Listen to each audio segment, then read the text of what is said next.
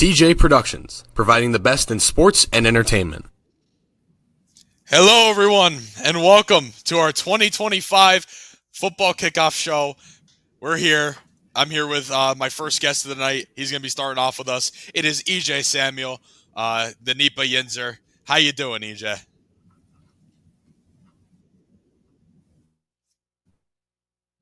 It's a little bit of a delay, but we'll work around that. Hang on. There is a delay going on right now. I noticed that at the beginning. There's major delay going on right now. But Yeah. This time it's not me, because last time it was me. But we're all chilling. Everything's exciting. Everything is awesome. Everything is cool. We're all good. Are we good now? We're chilling. I guess we're fine. I don't know. We're just going to keep the ball rolling here. Okay. All right. Yeah, we'll be fine. All right. So EJ's my first guest of the night, guys. This is a big show. We're making a huge announcement. We're going to go over our stuff for the high school football season.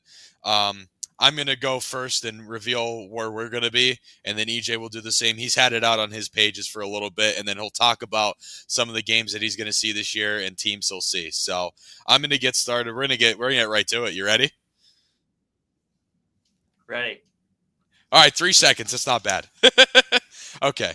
All right, so week 1, Teejay Productions is heading up to Carbondale Area High School to check out the Carbondale Area Chargers against the Lakeland Chiefs to open up the 2025 high school football season here in northeastern PA. This should be a very competitive game. Both teams are returning quite a bit. EJ, what are your thoughts about this game? I mean, it's opening for football. I guess we're going to find out which team comes out on top. I know it's cliche to say, but, you know, week 1 is kind of always a crapshoot because anybody could speculate on what teams are going to be good, but what teams are actually going to be good, I guess we'll find out. That we will find out. You know what I'm saying? Yeah, so... Yeah, but this should be an exciting one, week 1. Again, both teams are returning quite a bit, especially Lakeland, looking to bounce back after a kind of lower season for them last year. Slowly rebuilding that program up there from the fantastic undefeated season they had a couple of years ago with all those guys that we know. I love Lakeland, man. Yeah, I'm excited for this one. All right, and then yes. And then we're going to go to week 2. Now, this one's big. This is the biggest game I think we're covering all year. This is Scranton Prep hosting Loyola Blakefield out of Maryland. A rematch of last year's game. Prep won down in Maryland last year. This is going to be a fantastic game. I'm excited for this one for sure.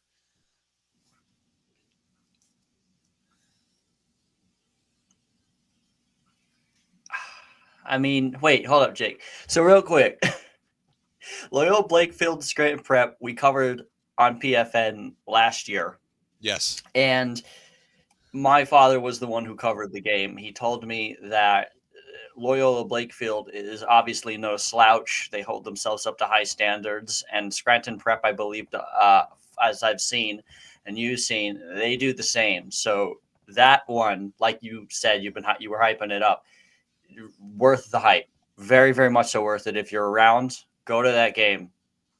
Yeah, it's a 6 o'clock kickoff too, so it's a little earlier than our normal, 7 o'clock kickoff time for high school football. We should try something real quick because you're delayed quite a bit. You should try and leave the chat, leave this, and then come back. Got leave you. and come back. All right. So we're gonna get this situated, guys. Look at yeah. Doing things. Yeah, so hold on, let me leave out of here. Yep. And in that meantime, we'll have a look at some comments. Justin Unger, how are you? Doing your predictions here, I see.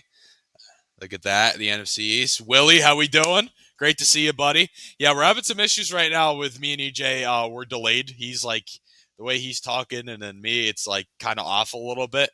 He'll be right back in, and then we'll resume with our picks. So just give us a moment here real quick. We will be right back.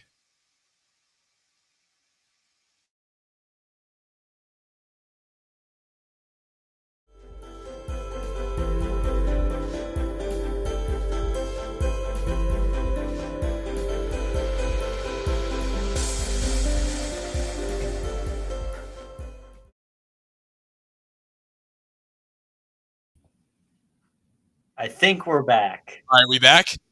I think we're back. Okay.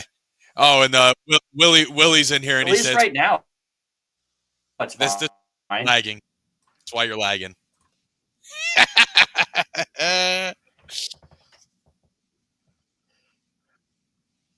Must be why. Must be why I'm lagging. Must Yes. be. I don't know. But you know what? Just like football players play in bad weather, we're going to have to play through this. Obviously, We'll we're do still it, lagging. yes. It doesn't matter. We're just gonna have to push through. Give yourself about 3 to 5 seconds and whatever. Yep. It's like they do on TV anyway. Show must go on. Right. Yeah. Show must go on anyway. So. Yeah. All right. So we get our first non-high school coverage in this next week here. September 4th is a Thursday night. Schmidt Stadium, Wilkes versus Kings. The Mayor's Cup on a Thursday night to open up the Division III college football season. That's going to be a great one. I'm excited for that one. As a Wilkes student and former football player, it's going to be exciting. Always good. Always Yeah. good. Actually, usually a great game. Two teams that are rivals and share Big the same rivals. city, share literally 2 blocks. They share They're the literally- square in Wilkes-Barre. Yeah. They're 2 blocks apart from each other. So Not even. It's a single block. Like it's the street. The square divides them. It's crazy. So there you go. All the more reason. Mhm. It's Yeah, always a good so one. That's our only college coverage this year, possibly. But we might do another D3 game. Don't know yet, but it will depend on how easy it is to get credentials and stuff and get in.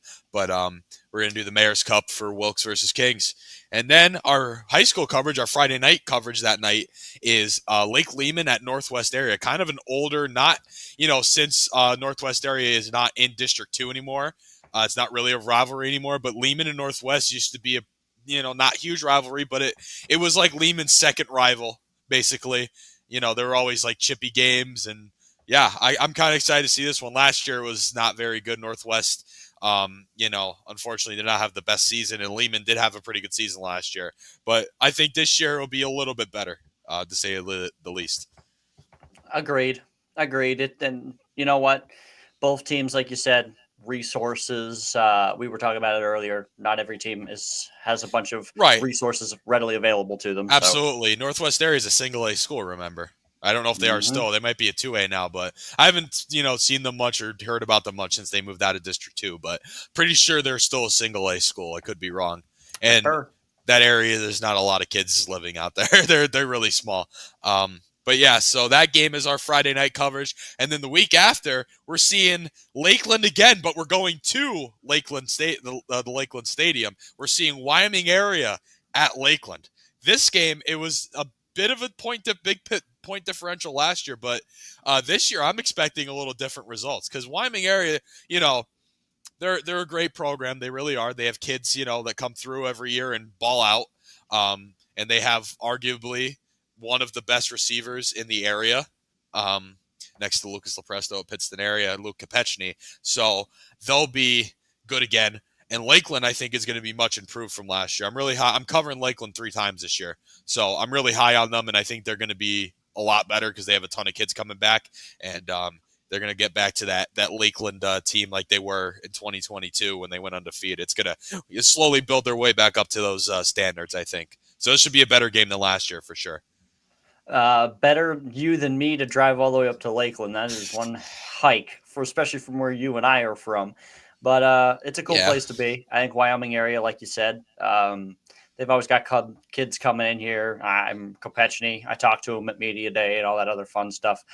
Media Day was a little interesting for me because I kind of tried something different out of my comfort zone, But I talked to him, and he basically told me exactly what I thought I was going to hear from them, and that was we may have lost a bunch of kids, Lodge Callum, one of them. Yes, but, fantastic player. They're not gonna they don't plan on stopping. Yeah, absolutely not. And they still have a couple of kids coming back too, so they're not going to be too bad. And that should be, like I said, less of a point differential than last year. Why not go to Jim Thorpe, Justin Unger? I was there last year, actually. I covered their game against Bangor in Week 9, so if you want to go check that out, that's in our concert and sporting events / high school sports content playlist, first thing that comes up on the channel. So want to go watch that. Some Jim Thorpe Olympians football. I did it. Been there. Great place, by the way. They're gonna. Too. Yeah, that's a great. They're gonna be place. good this year again too. They're returning a lot, but I'm not, unfortunately not seeing them again. All right, next week, the week after that, which is week 5. We're on week 5 now. We're covering possibly 3, but right now guaranteed 2 games this week. This is our first high school doubleheader of the season. Thursday, September 18th, we're heading up to Mullen Field in Montrose, and we're going to see the Riverside Vikings play the Montrose Meteors on a Thursday night up at Montrose. I want to catch Riverside this year because I want to see that big Tavion Branch going to Rutgers commit, and definitely want to see that. And I just want to check out Montrose too, because there's some really good news coming out of Montrose. They're playing a full 10-game schedule this year. I don't know if you heard that or not, EJ. Good for them. I'm very happy to hear that. I'm very happy to hear that. We saw them at Riverside last year, my father and I, and those kids are optimistic, and those kids love football. They're good kids, and it's unfortunate, again, that the resources aren't really there, and hopefully they'll be able to maybe make their football program get them back up and on the map here, because those kids deserve football. I'm a firm believer that everybody deserves football. Yeah, absolutely. So, I agree 100%. I love that. I love that you said that. That is absolutely true. We got big time. We got Tori in here now. He goes, Jim Thorpe's announcer really gets into it mid-play. He does. He really does. That was not a lot. I mean, some announcers do, but yeah, the one at Jim Thorpe, he was going. It's like he's on a broadcast basically, pretty much for the most part. And then So, and how about this? I'm doing a lot. This is going to be my biggest mileage toll of the season. Friday night, we're doing our first full out of District 2 game. I'm heading out to the Ironman Stadium in Danville to see the Ironmen take on Milton. I told you, man, Danville is a great place to go. We went there when I was a junior in high school. Dallas went on that magical run, and then they got curb stomped by, who did they play? Thomas Jefferson. But they played Jersey Shore at Danville. It was one of the best games I've ever seen. Yeah, that's like, because I'm trying to, if you guys know me, I'm huge on the stadiums and traveling. You know, I love to get out and see new places and see a bunch of new stadiums, especially high school football, because, you know, I get to do it with PFN, so it's a lot of fun. You know what I mean? Danville was on my list of District 4 because this will be my first time seeing a District 4 stadium, actually. It's my first District 4 stadium, which is pretty neat. And it's a good one to start out, I think.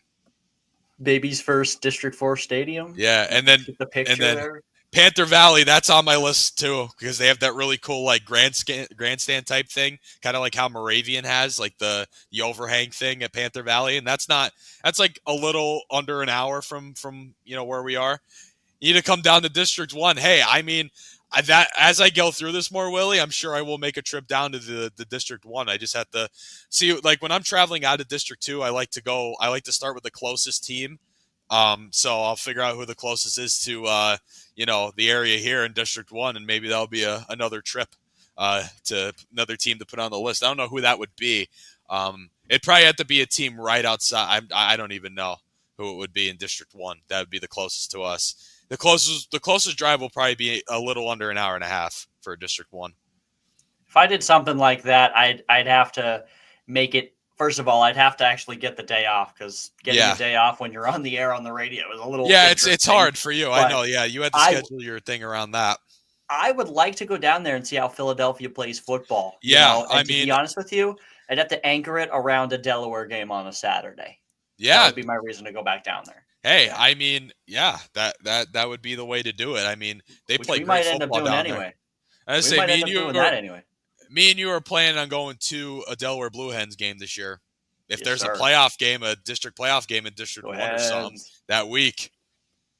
Go Hens. Maybe. But yeah, no. District 1 is another one of those ones that they just have so many big schools, and they're always really good. A lot of great teams coming out of that area. But yeah, so that's it for that week. And then we're going to go to week 6. This is one game that I think a lot of people are going to overlook, to say the least. It's Mid-Valley at West Scranton. And Scranton, Memorial has got a lot of renovations since the last time I've been there. I know if you've been there. I haven't, since they did the renovations at Penn Fed Field. I'm very excited to go check that out. They got a full video jumbotron in there now, correct? They do, and it's actually like so cool. It's impressive. Modern technology to us people in Northeast Pennsylvania is wild. The average year on a car that people drive up here is like 2005. So Yeah, you gotta understand, that's mine's an crazy to 07. us. Mine's a 14, and I got really lucky. Yeah, you did. That is true. But yeah, so so Mid Valley West Scranton, that should be a good game. I think West Scranton's going to be a little improved this year. They have their quarterback coming back, I believe, the Luca kid. They did lose a couple guys graduation, but they shouldn't be that bad. But Mid Valley's a team that I'm intrigued by. They got Brett Janoski coming back at quarterback for them. That would be a good one. They did lose Lesher, and I know they lost a few guys up front, but they're not losing as much as I thought they were up front. So they're still going to be good. And Janoski's a very good quarterback. He'll get some good stuff out of Mid Valley this year. So that should be a decent game, to say the least. Saucon Valley just got an all digital scoreboard last year too. He was saying, Tori's telling us here. J. Bernie Crum, that's another one I was looking at in Allentown. I actually drove by it. I went to go see the Penn State. What was I going to say? The Penn State, the Frozen Four in Allentown. I drove right by it when I was driving home. EJ's glitching out again, guys. This is not good. But anyway. But yeah, so that should be a good game. I don't know. And then, what's that? I don't know what's going on. I'm checking right now on my Wi-Fi. I'm logged in off of the Ethernet. So. All right, well, as you do that, I'm going to keep going through my schedule here. We're in week, I want to say 7 now. There's no need for me to comment, so I got this is our first guaranteed triple header, actually, for the season. Thursday, Friday, and Saturday. I'm excited. We're seeing some really good games as well. So Thursday, October 2nd, Dallas is playing a Thursday night game against Valley West, and I will be there. I'm sure all of us will be there. Same with the Riverside Montrose. I mentioned that. Me and your dad, Jared, will probably be up there together. At least me and your dad at Montrose. But I know the three of us were talking about all three of us are going to be at Dallas that Thursday, correct? Yeah, I got to pull up and see all my boys that I went to school with. So yeah, you all know. So, yeah. I was going to say, I want to see Dallas here because they're another team that was in our top 5 in the power rankings, which, we're talking about later. So, so that's another team I was high on and I want to see for sure. And they're playing on Thursday, so it gives me an opportunity to. All right, and then that Friday night, we have a game that I think is going to be somewhat decent. It's going to be a pretty good game. Lake Lehman at Tunkhannock, getting up to the Tigers Stadium, Tunkhannock High School up there. I'm going to get up there, see a game, a little bit of a hike. You guys are going to notice a lot of these games I'm going to are hikes. You know what I mean? They're pretty. I like to cover the teams that a lot of people don't like to go to because they're far out or, just stuff like the other circumstances. I'm that kind of guy, and I'm trying to see every stadium in District 2. So we're getting closer to that realm of things. So Lake Lehman at Tunkhannock, that's a Wyoming Valley Conference Division 2 game. Should be decent. Tunkhannock, I think they'll be improved this year. They every year they've gotten a little bit better. I think this year they improve. So it should be a decent game. And then a surprise Saturday game. I'm seeing Lakeland and Honesdale. This is my third and final time seeing Lakeland this year. That's who I'm seeing up at the Honesdale. I haven't been, so I've never seen a game at Honesdale. And like with my stadium stuff, I don't count the ones I played in. And we had a scrimmage up at Honesdale my senior year. So I was there when it was grass. So I haven't been there since they did put the turf in. It's like merged in with the baseball field too. So I'm excited to see that. You know what I'm talking about, right? Oh, yeah. The diamond. Yeah. It's power alleys in center field. Yeah, at Honesdale. Literally it is, yeah. Like the way, if you look at it on Google Maps, the football field's like left center kind of. And then it's boop. Yeah, it's like the polo grounds. Wild. It's wild. Yeah, polo grounds. Yeah, and then, that's my slate of games that week. I'm seeing 3 of them. I'm going to get up to Honesdale. It's a 2 o'clock kickoff up at Honesdale, so I'm going to go check that out. All right, and then we're in week 8, and this is a stadium that I planned on getting to last year, but I didn't end up going because the game wasn't played at the stadium. It's Colmont Votech at Hanover. Week 8. I'm finally getting to see Hanover Memorial Stadium. I think they, got the lead out of there. Hopefully, I hope so, because not having a stadium all year, your home stadium all year, kind of sucks. I think, that's sad. I would hate that. Felt bad for those kids last year down to Hanover. It's a historical place, right? Yeah, it is. It's the oldest in District 2, if I'm not mistaken. Correct? Yeah, and then yes, and on top of that fact is. Normally, it is tradition for Hanover, not as of recently, but hopefully they can get back to those ways, which I will personally get into when I go over my schedule. It's traditional for them to play hard-nosed, tough football. I mean, that's how they won their state championship in the Back 90s. in the 90s, They that's what they're trying to get back to those ways, and I think having that stadium. Let me tell you something. I've been to that stadium. You'd like to experience a game at that stadium. Oh, it's like almost like eerie. Yeah, eerie. It's like it almost feels like there are in fact ghosts in that. Yeah, stadium. I played there my senior year. We played at Hanover, and I definitely got those vibes 100%. That game was a fun one. I didn't play an offensive snap the whole second half. Yeah, but when you played in the first half, you definitely went on that field and were like, I don't know who you are, but this ghost is about to possess my body. Yeah, and it's like a hill too. It's like literally a giant hill. It literally is. They call it the pit because it's like a fortress. They just built a brick wall around some grass. I say they did. They built. You see how old it is by looking at the old scoreboard that's on the side of the building they don't even use for school anymore. I was gonna say the old school building. That's where the scoreboard is. So I'm excited to get there. Yeah, I know. Old. I'm excited to watch a game there because I've only been a player at Hanover. I've never watched a game at Hanover, so I'm excited to check that place out. And it's 10 minutes from where I go to school at Wilkes. It's the closest drive of the season for me. As I'm going to schools that are an hour away, have 45 minutes, 50 minutes. Going 10 minutes down the road to Hanover. Yeah, and then week 9, we're going. This is sticking with our tradition I started last year, going to District 11 on week 9. I'm continuing that, and that's going to be the regular. So whenever I go out to District 11, it will always be week 9 now. Just an FYI. So this year, last year I went to Jim Thorpe. That was a great time. I talked about that earlier. But this year we're going to the next closest school, which is Pocono Mountain West. And some of you District 11 people will be like, kind of scratching your heads about this game, but I'm seeing them play Pleasant Valley. Yes. Another one of those schools that, the Pocono schools, they're not, they're big schools. They're just, I don't know what their numbers are like, but they haven't had, they haven't had the best seasons. They've had some moments, but they haven't been the greatest. So I think this would be a very competitive game when all three of those schools, like when East and West play, it's a rivalry. It's always a great game.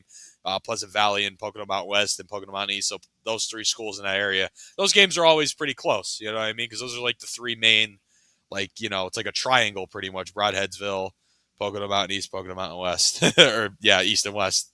You know what I'm talking about. So they're good games usually. They're all pretty evenly matched. So I'm excited to see that. Pocono Mountain West is kind of like 45, 50 minutes from me. So I'm going to get out there. Yeah, so that'll be fun. And then, ladies and gentlemen, I got some backlash for this last year. But guess what? Week 10, baby. The Patriots and the Warriors. Pittston area, Wyoming area, Jake Sebeski Stadium. Get to see my boys. It's actually crazy to think about. Some of these guys that are on Pittston this year, I played with in my senior year, and they're seniors now. So Gunnar Zaldonis, who is a name we know in District 2, offensive lineman for Pittston area, and Brody Spindler, who is going to be the team's running back this year. They're two guys that I played with up on varsity. They were up on varsity as freshmen, and Gunnar was the other tackle with me on the Pittston area line in 2022. So it's going to be really crazy seeing him play his senior year. Like I'm going to the Wyoming area game this year, guys. I'm doing it. EJ, you did it last year. I basically begged you to, because I did get backlash for not going. I'm not even kidding. I had a lot of people they were upset I wasn't covering it, but I got you guys this year. I'm going to the Jake, and I'm seeing Pittston area, Wyoming area, and I'm so happy. I'm honored, honestly. Like anytime I get to make a video or cover for Pittston, a program that gave me so much, it's always an honor for me. I love doing it. You know what I mean? I don't try to do it every week, obviously, but I do it. I did it twice last year, and I'm doing it once this year. And then like I do some more exclusive things for Pittston, like I did their team preview. Any other types of like niche media I will do for them. You know what I mean? I love doing it. It's an honor. That game last year, I came out feeling so Italian, it wasn't even funny. It was wild. Oh my God, you just summed up Pittston area, Wyman area, like that's it. You know how many times I heard "forget about it"? Forget about it. You know how many times I heard that night? It was wild. Go look. All right, I got went you. Off. Look at their rosters. It is the most combined, like both schools. It's wild. Combined most Italian names ever you'll see. It's the most Italian wild. names you'll ever see. The last names is crazy. You know Pittston what? and Wyman area. We're going to do this right now because we like to have fun on these streams. We do. So let's go. Let's go. Because I have the roster. Tyler Parker, how we do it? I came out feeling it so Italian. EJ Samuel, 2025. I came out feeling so Italian. Not only was there great football, but hold on. Yeah, okay, great football, but a lot of Italians. I agree. I know. I present to you Pittston area's roster. Throughout the years, Lucas Lopresto. Okay. Lopresto.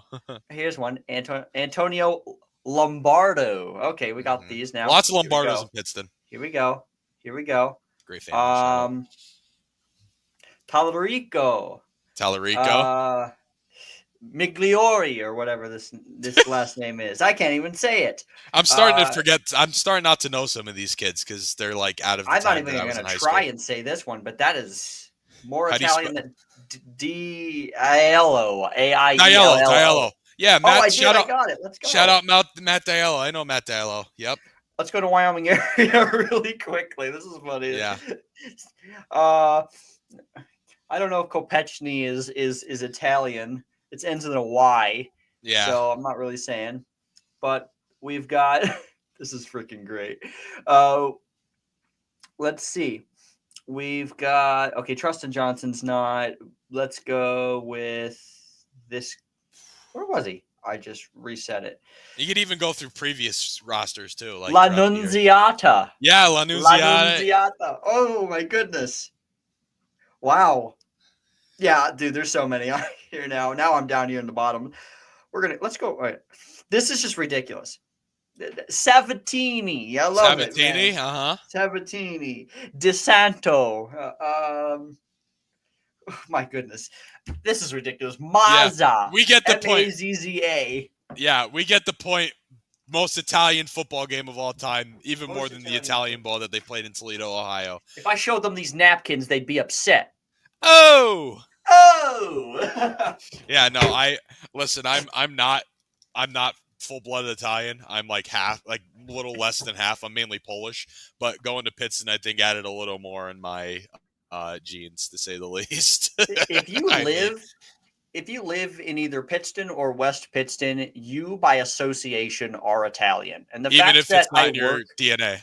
Right. Even though I work in Pittston and I spend more time here than I do at home. So I'm just telling myself, yeah, you're a Welshman at heart, but guess what? You're Italian. Oh, cue the Italian guy. Oh my God. Family Guy Italian jokes. Oh, vowel sounds. Hey, oh. You know what he's talking about. You know what he's talking about, right? Yeah. You come to me today on the day my daughter is to be wed.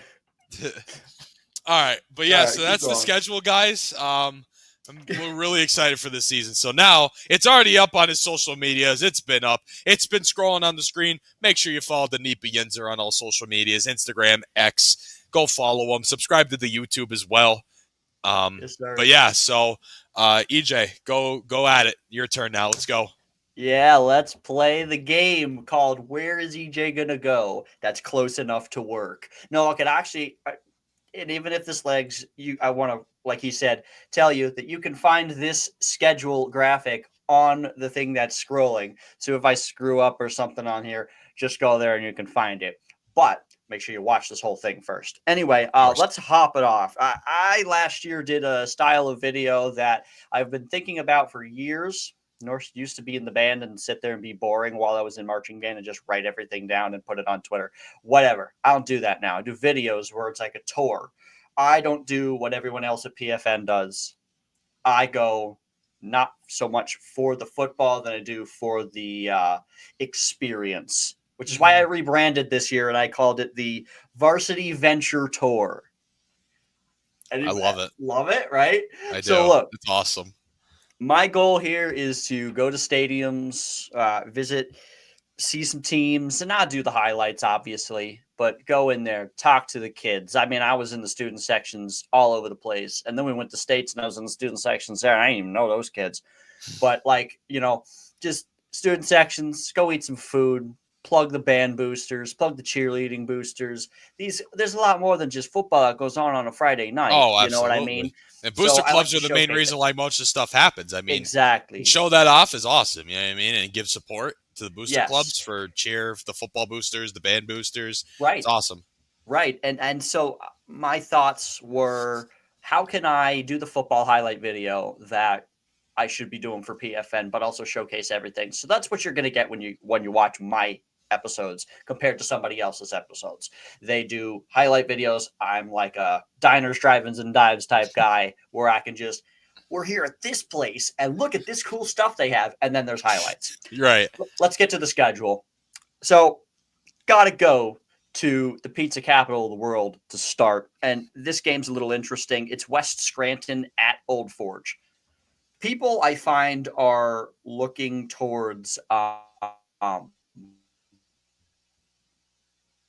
I got to find the best games ever, right? I got to find the best games ever at week 1, I like to take a look at these smaller schools, At West Scranton, there's a lot of question marks surrounding West Scranton. But there was a lot of question marks surrounding West Scranton a couple of years ago when they sucker punched a lot of people and was like, whoa, where did you come from? I remember that. You weren't supposed to be They good. did it to Pittston, Old Forge 2019.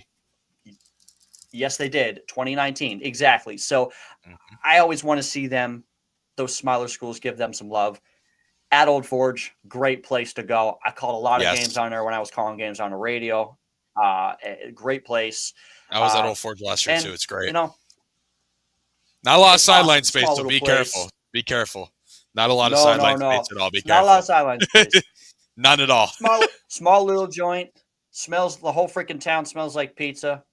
It's great. Yes. It's like, and these people care about football. Like their whole town. It's huge there. It's a community event. It is a community event. And so I figured, speaking of community events, let's keep on that. Going to take the trek to Tunkhannock. It might be the farthest that I drive. As a matter of fact, it is going to be the farthest that I drive, at least on Fridays. I don't release my middle of the week and weekend schedules. I only release my Fridays because I don't know what's going to happen. And working in radio, they could pull me and say, hey, on any days but Fridays, you're going to a remote or something. So I don't know. Yeah. That. So speaking of community events, my second week is Holy Redeemer at Tunkhannock. Another town that comes out, loves their Tunkhannock Tigers, no matter how good or bad they are. I'm excited to go see them too this year. And the whole town comes out. Fire department, They have 3 people at the fire department man a fire truck. It sits in that end zone, and they love it. I mean, the Triton Fire Company is right in the parking lot of their stadium, and I don't know if you've ever been there for a game that you weren't playing. They do it so well there. One of the best, if not the best band in District 2. I remember them always having a big band because we've only played Tunkhannock at home, like when I played. But I remember their band being massive, especially my junior year. They had like 40 kids in the band. I think they had more kids in the band than they did on the football team. Yes, they really, really do a good job there. And they're some of their boosters. The way they have their snack shacks running and everything. Stadium's nice. They got everything running like it's a well-oiled machine. So I can't wait to go up there. And their quarterback, Tunkhannock's quarterback, Latwinski, supposed to be pretty decent this year. I think he's going to be a high point for them. Hopefully they can do a little bit better than they did last year. Moving on, unless you have any comments, to week 3. I got a funny one here. Pretty much. Tyler Parker, pretty much, buddy. Pretty and then Willie has something to say here. Strathaven. I like hearing about these other schools outside the area that we don't know about. Think about. I was back in the day when I was in high school. I did not play football. I was in the band. Listen, we're on 2 opposite ends of everything, bro. The band meant a lot to me. And seeing other bands meant a lot to me. So I saw big bands. My band was maybe 50 people max. And then we saw bands like Tunkhannock and Valley West and Dunmore and Western Wayne. And I can keep listing these big bands that had like 100 people, maybe more. And I met some of my best friends from seeing other bands. And then when I came into a leadership position, you can go over there and visit the other bands during the game and bring peace offerings. So we would bring like a taped up drumstick. They give us a taped up drumstick with their colors on it. Yeah. And we literally would collect them, and they'd give us pins, and it was like a literal peace offering. Like, so that's what you guys do at halftime in the third quarter, huh? Halftime, third. Well, it was third quarter. We would go over and shake hands. The home team would always leave. Yeah. So they would send the captains over. Not necessarily the seniors. For us, it was captains. Go over there, shake hands with them, say, thanks for being here. Here's some stuff. Anyway, speaking of another great band that I'm going to be seeing, they'll be on the road, but I'm going to be seeing some good football from the other team here that happens to be the home team. For week 3, I've got Lakeland at Riverside. Mm-hmm. The reason I chose this game is because I like it. There's a lot of moving parts. And one of my favorite stadiums, and I think one of the best stadiums, and I'm very much so going to be in the doghouse for this, I think, is Riverside. I agree. I love Riverside. It's a small little joint just like Old Forge, but it's on the side of the road. It's weird because I always associated that with cold weather, because the only times when I was little, we went when it was cold weather. Right. Dallas used to play afternoon games, right? They used to play afternoon games at 1 o'clock before they had lights and turf. And my grandfather used to take me out to see some other football game the night before. One of the nights it was 8 degrees, and my grandfather and I went to a Riverside, and I believe they played Dunmore. It was a Riverside home game. And from that time on, I was hooked on that stadium. Every single time I drove to Scranton, I'd pass it and go, I know where I'm at. Like, it's iconic, especially for around this area. It is. I know there's people who aren't in the area, but if you pass it, you know where you are as far as how far you are from Scranton. Inside, they play great football.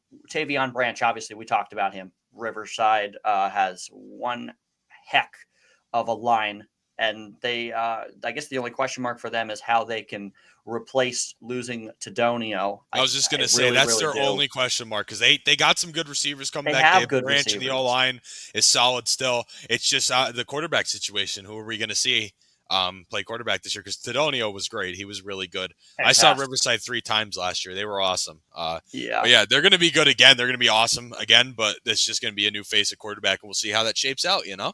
Yes. And so Riverside plays good. Boy, do they have things run wonderfully. I love talking to their AD. I used to do broadcasts there. It's a small little press box. I was going to say, it's really tiny. This little office that I'm in right now. Really small. My office at the radio station. I'm not that big. I don't have the big one with the window yet. I got this little box.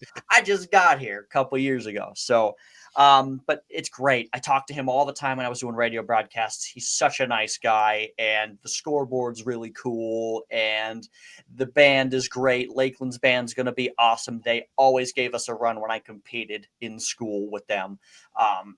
Just a cool, neat place, man. They don't even have at least at one point, they didn't even have locker rooms at that stadium. They had to dress in a bathroom-ish type deal. It wasn't a locker room though. And in those cold games, and it's not too far. It's not too far from the Lackawanna River. And the Susquehanna River is just a little bit down the way. So you get the draft in through it's cold. It gets cold. It does get cold there. Yes, absolutely. Such a cool place. If you haven't been there, go there. And again, I only talk about all this other stuff that's not really football related, because that's what my videos really center. Right. That's the Neepy Yinzer way. I can go on and on about this. Obviously, you all are getting frustrated with me talking right now. I understand. But we're at week 4. So that's good news. Week 4. Old Forge at Hanover area. We just talked about Hanover area. Wonderful, wonderful stadium to be at. It's old. People call it a dump. I say you don't know what you're missing, and you're just completely disrespecting history. It's history. It's a great stadium. Great stadium. But besides that, I have a lot of reason to have some slight optimism in Hanover area this year. I'm not saying that they're even going to win their division, But I talked to those kids at the Wyoming Valley Conference Media Day, and what I saw from them was a bunch of kids that bought into a program that Coach Richardson has said, listen, we need to learn how to win, and I'm going to teach you how to win. And it may take a couple of years, but I need you to buy into this program. And when everybody buys in, we're good. They're really young, too. I mean, that Logan Richardson, he's a sophomore quarterback, and then his brother's a freshman, I believe, right, Brody? Right? Yeah, well, they're all triplets. And then there's 3 of them, I was going to say. They're all sophomores. Yeah, kind of, in a sense, a little bit. In a sense, yes. In a sense. Not as grand as like Lambeau, I would think older and more grand and built up. Hanover is just historic. Think of it like Soldier Field. That's historic, but kind of a dump. Yeah, that's I mean? That's a better description. Soldier Field, yeah. And what would the Lambeau be of Northeastern PA even? The Lambeau? Yeah. I mean, at one point it was Memorial Stadium, but it is not because no one plays there anymore. Yeah, I might say, I'm trying to think, Lehman moved out Valley West. Yeah, Valley West Martin probably Stadium, because Kingston High School and Edwardsville High School both used that stadium before for they a all while. merged. Yeah. So I would say Valley West. Yeah, Valley West. Okay, that's a good comparison. That's the epitome of Friday Night Lights, Valley West is. And it's unfortunate that I couldn't find time to get there this year. But yeah, me neither. Moving on. You've already talked about Richardson. That's the other thing I was going to say. He's a good kid, and his brothers are good kids, and their dad takes over the reins, I think, Hanover area. Even if 5-6 wins, I think we would take that, and I'd be very proud of those boys. That's improvement. That'd be awesome. But they mean business. They want to work. They want to do the work, and that's They're a dedicated group. That's where I'm very glad. Moving on to Friday number 5, Scranton at Scranton Prep. I took this game because Scranton is one of my wild card dark horses. They lost some people, and it's whatever. Like Memphis Shadow was their main guy. He was like the George Pickens on the Steelers, like the Lamborghini in like the trashy house. You know that meme? That was Memphis Shadow for the Scranton Knights. He was good, yes.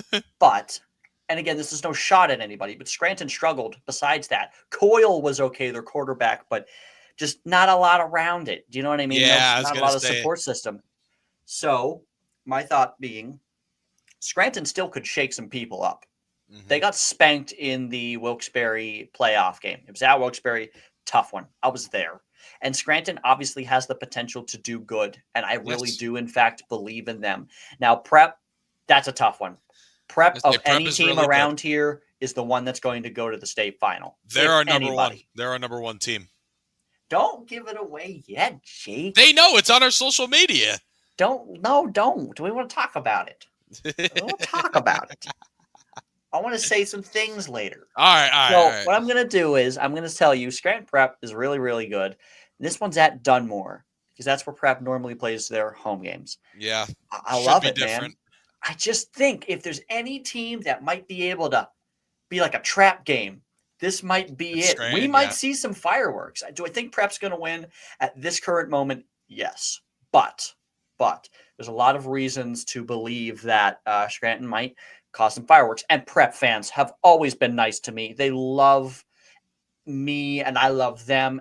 Prep folks, I love covering y'all games because the parents are nice. One time, Jake, and I am not making this up, before I was doing the PFN coverage, I was doing things on my own.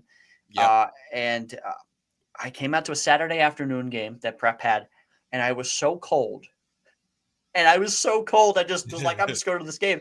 And they said, are you cold? His mom was like, are you cold? And then I said, yeah, it's a little chilly. She pulled out a brand new pair of gloves, gave them to me, and then gave me a Clementine and a water.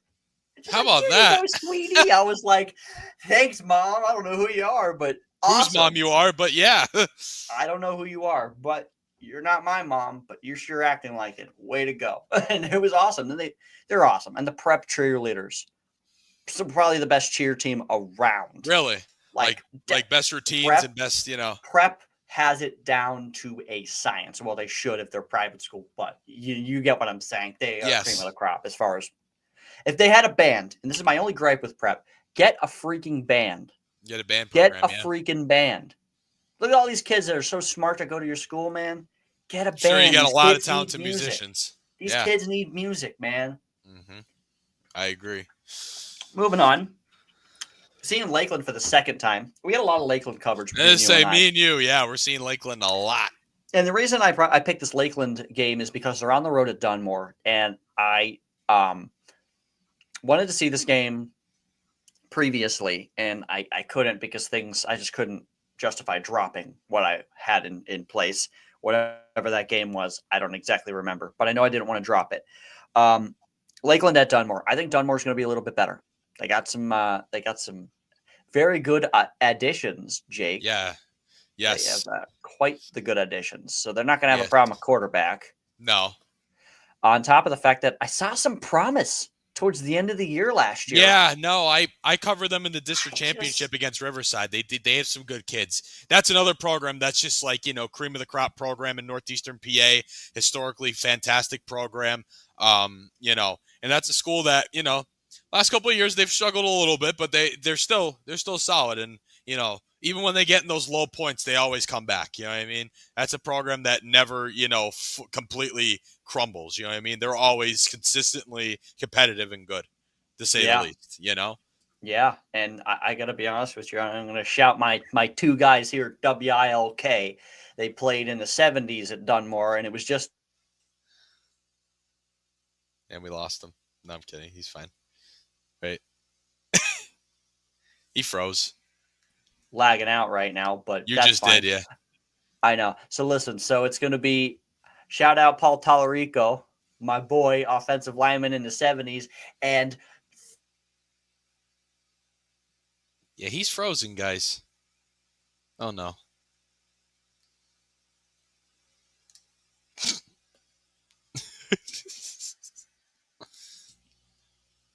Oh no. Of course, right? He was talking about guys that used to play for Dunmore. Okay. Yeah. Oh boy. Guys, look at this.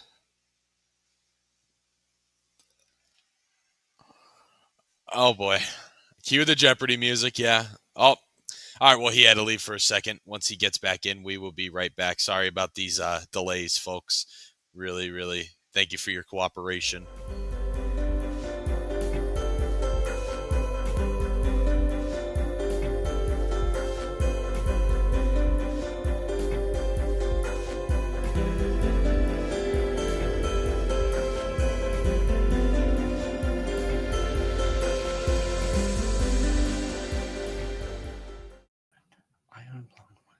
I accidentally unplugged my Ethernet cable. Oh, so that's why you completely went out. Okay, but anyway, you were shouting out. Go again. Bob Cordero, who's on WILK from 9 to noon, who ended up playing college ball thanks to how historic and good Dunmore's program is at the University of Rochester, and also Paul Tallarico, who's our afternoon news guy, who shares the newsroom with me when I cover over there. He was an offensive lineman. Shout out to you guys. I'm going to Dunmore games because they talk about it all the time when they're here, and I still see it. It's all tradition. It's all tradition, and I say my I don't know if you know, my uncle was their offensive coordinator with Jack Hensis from like 2002 to like 2019 when he retired. So been to a lot of Dunmore games prior to being a reporter. Like me and my dad would go there all the time, see my uncle, because they were always in the district championship. Saw a lot of district championship games up at Dunmore. So, but yeah. Did your uncle not play D1 football as well? He played at Buffalo, right? He played at University of Buffalo. Yes, he did. He was a 2-year starter, a 2 or 3 year starter, and a captain as well. Let's go. Shout out Jeff Mills. Jeff Mills. Shout out Jeff. Uncle Jeff. All right. Let's move on because I'm probably going to now have an issue, I guess. It's weird because I'm directly wired in. I don't know. I know. But Wilkes-Barre area at Pittston. We just got to keep moving forward, folks. We just got to keep moving forward. Wilkes-Barre area at Pittston area. Had to get the Pittston area.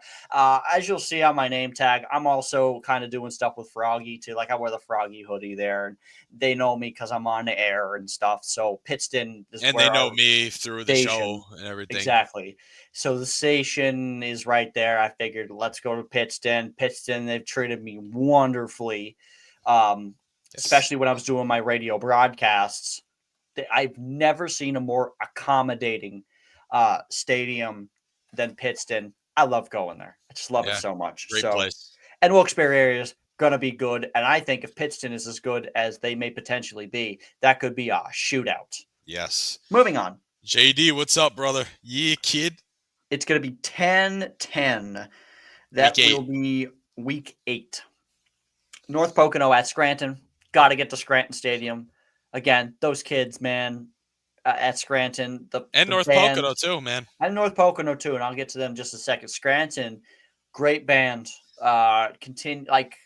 Historic. I love their uniforms. They're so sharp. Football team still moving strong. City is like right there. If you've ever been to a night game at Scranton Stadium, not only is the stadium really nice now, they renovated it, but you can still see the city. You can see the Times building. You see the Times Tower. Yeah. It's really cool. I love going to games there. And North Pocono appreciate it, JD. We'll put that on the should be pretty decent this year.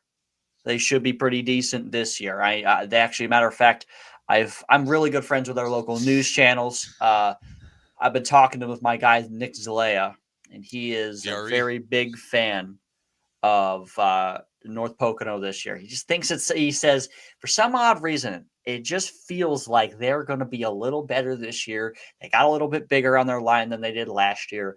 They have some offensive power. They've got a quick offense.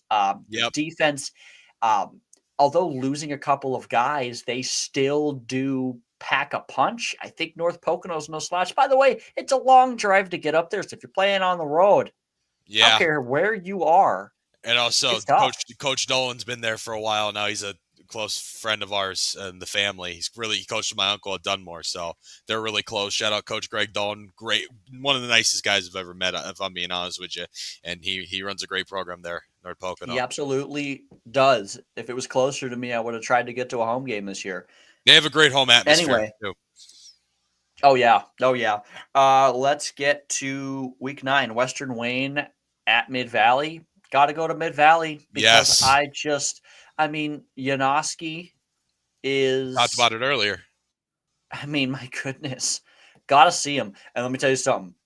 Those Blues on that turf under the lights look stellar. They do. They look I was really going to say, that was the first game I covered last year, was Mid-Valley and Pittston. They're at pretty. Mid-Valley. Very, very great stadium. Nice renovations they did up there. And I got to see it, man. Band always does great. Cheerleaders, really, really cool. Nice little stadium. It used to be grass. I was there when it was grass with the really garbage lights. Now they have new lights and new turf. And obviously you've been up there since then. I've called radio games up there. Cool press box. Snack stands, neat. You can go like underneath the bleachers and stuff. It's a really cool stadium. Besides that, nothing crazy. It's Western Wayne. Always love seeing Western Wayne. Those farm boys know what they're doing when it comes to football, and I can't wait to see that game. It's going to be a shootout like the previous week. And then finally, back to homecoming. It's Lake Lehman at Dallas. For those of you who didn't know, we're both covering our homecoming rivalry, our former alma mater's rivalry games this year. How about that? Yeah. And last year was the opposite. I was at Dallas Lehman, and you were at Pittston Wyman area. Yeah. And I'm not allowed to show my face at Lehman, though. He'll kill me. I did my fair share of things in high school to Lake Lehman, and it was all in good fun, but rivalry as well. Yeah, of course. I hope I'm okay at the Jake. I hope I was okay for Unica, but we'll see how I am. Stay on the Pittston side. Yes, they don't even like me. Listen. In all respect to Wyoming area, those guys do not like me at all. They don't like media people. I know. That's just how they roll. It's not even that they don't like media people. It's just like they take notes on who went to what school. And if you went to Dallas or Pittston, I might even say Valley West, because I know that got chippy a couple of times. Yeah. It's like, nah, I don't like you very much. They associate you with that. Yeah, no. Understandable sometimes. I get it. Especially when it comes to the rivalry stuff. Absolutely. I even remember being at Pittston, those, some of the stuff that the kids do is insane. Like the Pittston Wyman area stuff is crazy. Yeah. We used to go to each other's bonfires, Lehman's and Dallas's. Oh, really? See, we didn't do that. Oh my goodness. Yeah. So what a crazy comment this is. My dad made a mistake of letting me on my own starting in high school when we would go to the bonfires. We would go to Yeah. the bonfires and we would split off from everybody else because we had to do stuff for band and whatever. And then he would go walk around, right? And with my brother and everything. Well, I would disappear. One year we got in the back of a pickup truck, and this is not legal. Don't do this. But we sat in the back of the pickup truck and drove down the highway. We drove to Lehman, who was having theirs on the same night. And we went in and we like ransacked it. We just went in, took a bunch of waters and all this other stuff. They had snacks and stuff. We just went in there and we caused a bunch of problems. And then we got back up in the truck and it was just the whole thing. We just drove off and wedding crashers. Rebels, dude. And they used to do it to us too. Yeah. Yeah, see, a lot of the stuff that happens with Pittston area, Wyoming area isn't that friendly. It's a little more of, not personal. There's fights and stuff too. There's always fights happen, yeah. And then there's people's houses with paintballs and eggs. Oh, yes. And damaging our sign. My freshman year, they damaged the Dallas sign. It was an electric sign.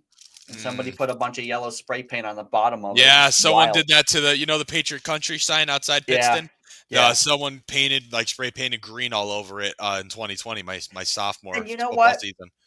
This is the type of stuff, not that it's good, like don't vandalize stuff. Yeah, we're not promoting any of this stuff. We're just talking about it. It was on the news. But when we were high schoolers, man, that was what we thought of, right? We were like, no, I didn't. Like I didn't. They don't like us. I was too focused on the game. Football. Yeah, all the non-football kids did that but, stuff.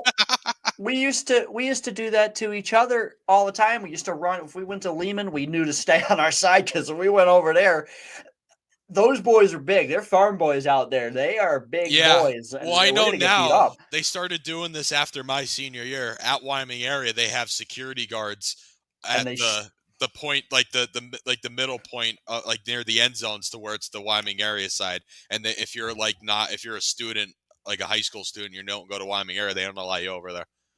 Oh yeah. So listen, my thing is this. I'm gonna just to preface all of this.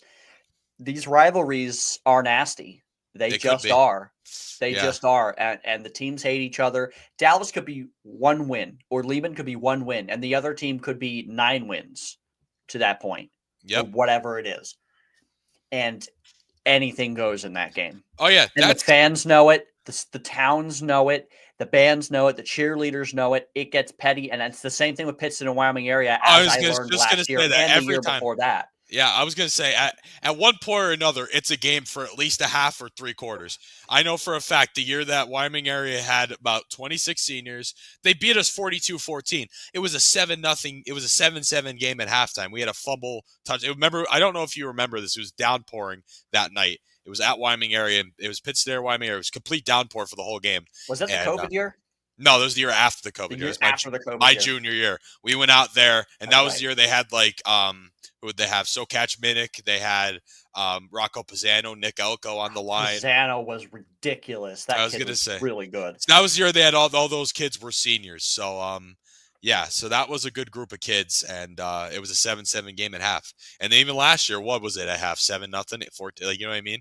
Was it close? Yeah. And then even the year before, I went and watched it as a spectator. The year after I graduated, my freshman year of college, I went up to Wyoming area to watch the game. And the final score was 35-14. Crosley ran for 4 out of the 5 of their touchdowns that year. That was Crosley's senior year. Yeah. And Pittston and Wyoming area is a 1-score game at half. And it was a 1-score game until like the 4th quarter. Mm-hmm. Yeah, no. Pittston just kept scoring and coming back. I mean, it was back and forth until the 4th quarter. It really was. And it just goes to show these rivalry games are great. But again, I also want to preface this by saying, and Jake can agree, these are high school shenanigans. But be smart, folks, because I know. I was going to say there's so much stupid things that happen, and it honestly it ruins you for life, because if you do something that's on the point of a felony or something that can get you fined. You get in big trouble, and that affects you later on in life. So this is also a PSA to some kids out there for, whatever rivalry it is. Don't do it. Have your fun, enjoy the rivalry, but don't be stupid, okay? Yeah. You know what I mean? You can tease each other. don't set yourself up for failure after high school, because that will There's set life a felony. after high school, folks. There's Yes. always life after high school. I say that for sports and rivalries. I say that for even the players on the field. If you sucker punch somebody or you hit somebody, not only do you get suspended, people might that you might get in trouble seriously. Yeah, someone could sue if they had to go to the hospital or exactly. something. We say this by saying you can tease each other and do all that other stuff. But remember, first of all, you need to protect yourself. You need to be smart about these things. But on top of it, protect others. Yes. And don't be nasty. Like social media is a nasty, terrible thing in some Yeah, aspects. it could be. Because, Yeah. And I know that there's been a lot within the last couple of years as far as people get opinionated about on football, but don't do that, because if you get caught doing, first of all, not only is it terrible to make fun of someone over the internet or like all that other stuff, but if you get caught, it's even worse. Yep. So I will just tell you that as someone who deals with social media all the time in my job, because a good 50 to 60% of radio now is putting all of our content to social media. I know how all of those algorithms work. It's not cool. And we were all in high school once, and we want to just let you know that it's fun to have fun with that, but be smart, be cool.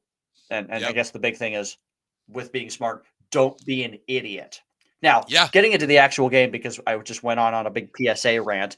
Lehman Dallas, again, always a great game. Dallas loves playing Lehman, because Lehman pushes them to the limit all the time. Every and it year. Doesn't say anything about how good or bad Dallas is.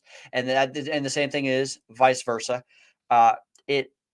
You can't really judge either Lehman or Dallas on that game, because, again, the team could be 1-9 in that for those 10 weeks, and the one game that they would win would be against the other team that happened to finish off 9-1. Like, you just can't. It's always great. Love seeing my friends. Love seeing my home field. And probably because I'd get caught dead at Lehman, I will take that game while it's at Dallas. Yep. Thank you very much. Yep. All right. Well, yeah, that's your schedule, and it's about that time for our special announcement that EJ knows what it is, but special announcement. But yeah, so EJ, we'll have you waiting here. I'm gonna have your dad on after I talk to our person that we're gonna have on. Hopefully he's got better Ethernet connection than me. Yep. But yeah, so we'll catch you later for the power rankings. All right. Yes, sir. All right. All right, everyone. So we're about to make a huge announcement here. This is big. All 7 of you on here right now.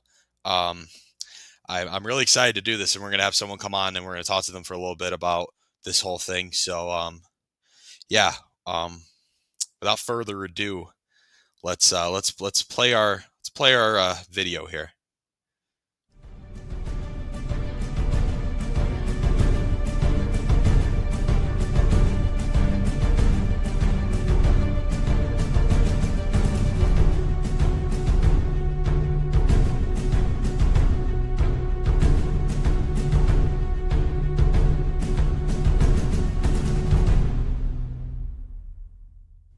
Husky Nation, let's ride.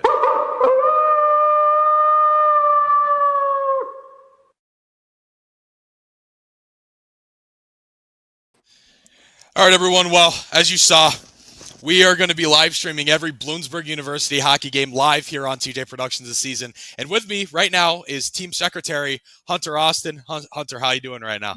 I'm good. Thank you for having me. Of course. Thank you for coming on. And I'm really excited about this. This is going to be big for the channel, gets us out to a bigger audience, and gets your games out there for, the parents and, students at school that maybe want to watch the games that can't go up to Wilkes-Barre and catch them. Exactly. I agree with everything there. I think it's just going to be a great thing for our team. It's going to give us great publicity. And honestly, I think it's going to be a good year. Yeah. So we'll talk a little bit about the season coming up for you guys. So how you guys looking this year? What are you returning? Who do you have coming back? And just kind of give me a rundown of the team this year. Okay, well, we got a couple good guys returning this year. I got the roster pulled up. I think some good players to watch this year, especially, is going to be Gavin Weisgable. He was our leading scorer last year. He was a good power player, one of our better players. I think he's going to be someone to watch. Also, I think it would be good to watch for Zach Getz. He led our team in assists last year. Again, making lots of plays out there, supporting the team. And honestly, just overall, I think we're just having a great team. While I can't speak for the new people we're bringing in this year, I mean, honestly, I've heard nothing but good things.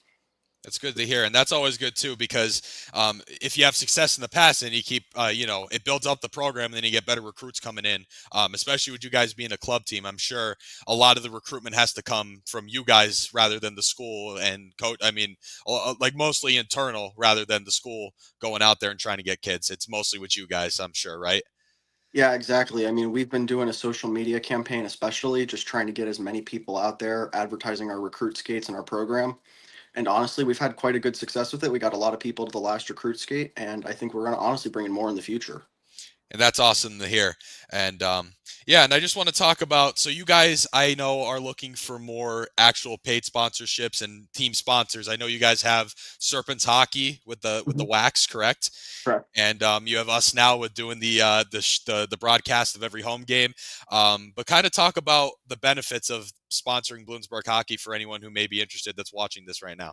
Well, I mean, the benefits are simple, to be honest with you. I mean, just by benefiting the team, it's going to support our players, but also it's going to support your business. I mean, we're going to promote you on our social media pages, which we have like hundreds of members on.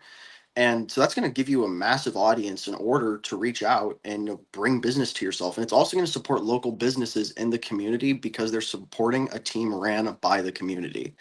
Not to mention, we're going to announce you at every home game. I mean, if people are coming to our games and, especially from other schools and other areas, they might hear something on our announcements, and that's going to, bring business to different parts of Pennsylvania.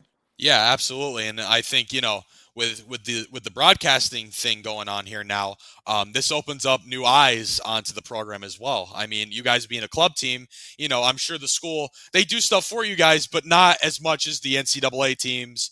And, having the streams go out and you can maybe promote them and then maybe get some students interested, and maybe you have some kids at the school who don't even know that Bloomsburg has club hockey that played and maybe are interested in joining and coming out to the recruitment skates. Or you have these businesses that, maybe in the area and be like, oh, Bloomsburg has hockey, and, I'd love to support the local, support the school and support the team. So yeah, I think a lot of that is going to be good for you guys. Oh yeah, definitely. I think you worded it better than I could have, honestly. But yeah, so just wanted to have you on real quick while I make this announcement. It's posted on all my social medias now.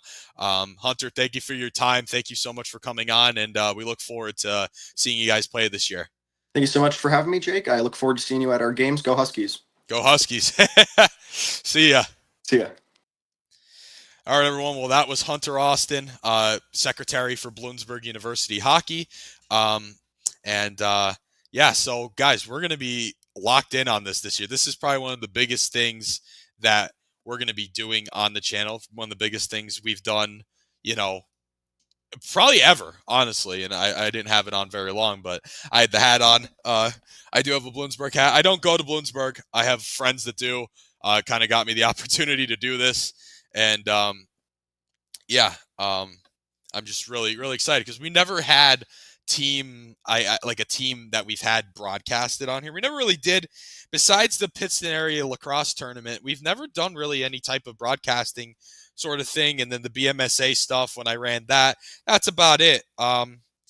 So this is big, and this is, a program that I followed for a little bit because I have some friends on the team, and there are a lot of great guys, and they really deserve more than they put out. I mean, they work really hard. And they do real good. They do.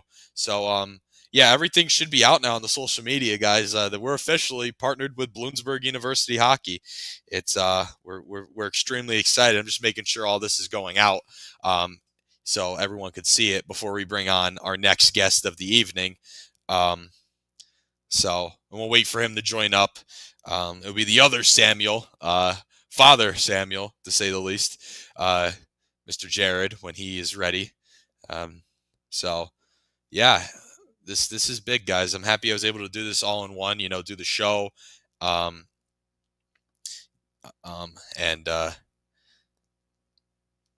just really excited. So we'll wait for Jared for a little bit, whenever he's ready, which may be soon, probably in the next couple of minutes or so. We will be right back. We will see you guys in a couple minutes.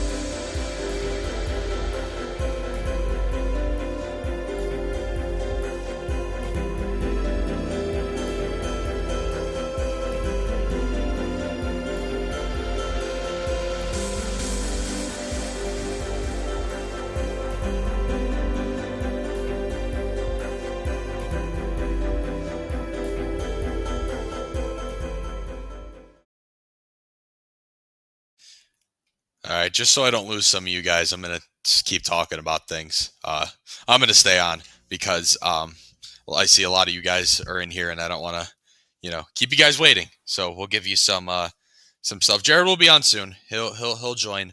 But for now, speaking of that, here he is, Hey, Jared Samuel. How are you? Hey, doing pretty good. Jake, how are you doing? I'm doing great. Welcome to the show.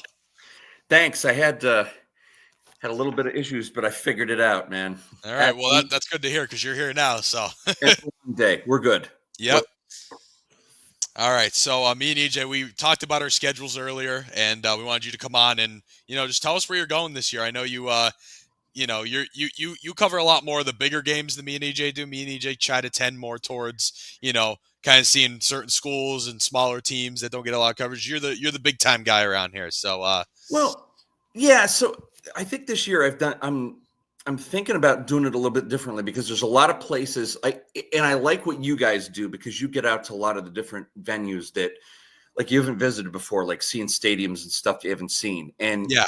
And so my wife, Cheryl, she's the photographer with PAFootballNews.com as well. And it's good to get out and see other crowds, get a feel for, some different places maybe you haven't been to before. And so we tried to mix and match a little bit of that this year that we hadn't done before. Like right. we're going to cover a game in Honesdale this year, which we haven't done. And we thought that would be a really cool thing to do and just stuff like that. So we're flipping the script a little bit, but I have a big game week 1. So get us started here.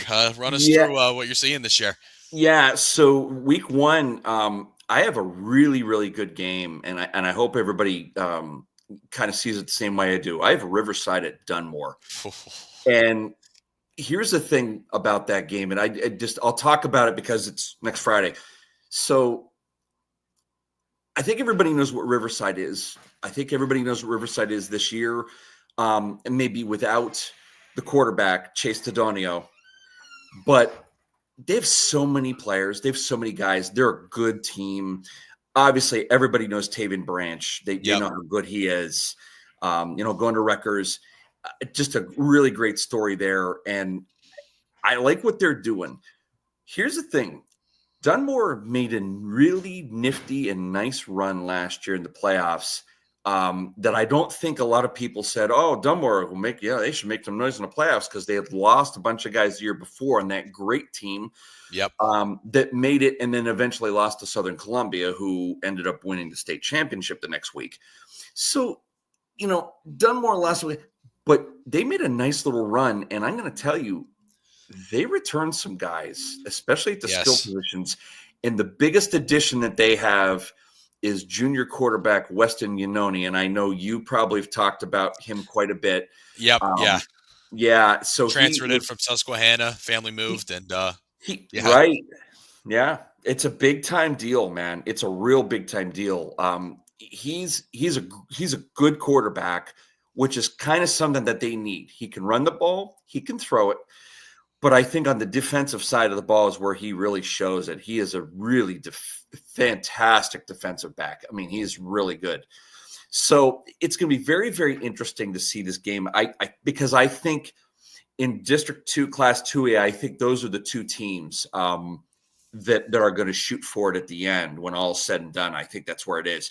So that's a great opening weekend game.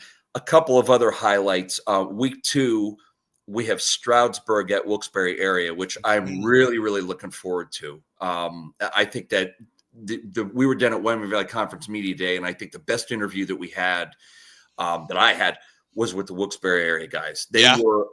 Honestly, it's so funny because we've been talking years and years now. When are they going to get past the 3 schools merged? And we're all together. They're there now. I was going to say, those guys have been, this is the point because they became a program. Let's say their first full season was the 2019 season. So a lot of those kids that are seniors now started in junior high together. So that's a nucleus of guys that are, kind of worked their way through the whole program now. It's not them merging now. No doubt about it. And the funny thing is when I talk to them, and you can check it out. I posted it. If you go to the Wyoming Valley Conference Media Day at PAFootballNews.com, you'll see it. There's about a 20-minute video in there. And Very they're good. in there. And honestly, even before I was talking to Jake, like even before I interviewed him, I said, gosh, I got to turn the camera on, because the way that those guys, they were just like, we're getting after it. Like, we're going to get it. And they were so serious. I say lots of optimism, it sounds like, from them. I've never seen it from them before. And hats off to Coach Cinti and the other Coach Cinti, because those guys, they believed where I think a lot of other people didn't believe. And they're going to, I have a feeling they're going to make a little bit of noise. Now, it's going to be hard because, they play kind of in the same similar situation that Trail does in that sub-regional thing. Yeah. So they're going to play it. They may come out of the little bracket with Williamsport and Scranton and Hazleton and whatever, and they may come out of that no problem, and they're going to face a District 11 squad. And listen, hats off to them, because they've scheduled no cream puff games early in the season. I think their first 4 games are tough games. I say they're out of District 2. We have Whitehall, right? Stroudsburg. Yep. I mean, yeah, that's the thing. The 6A, and then you mentioned with single A with Trail, same thing. I mean, they're playing these District 11 schools. It's tough because there's only 3 6A schools in District 2. Correct. And Williamsport plays in the bracket with us. You know what I mean? Right, because there's no other 6A schools in 4, so they come over and play, and it's good for them too, because they kind of need it, and they'll grow. I mean, all the teams that do this will eventually grow, and they'll make something.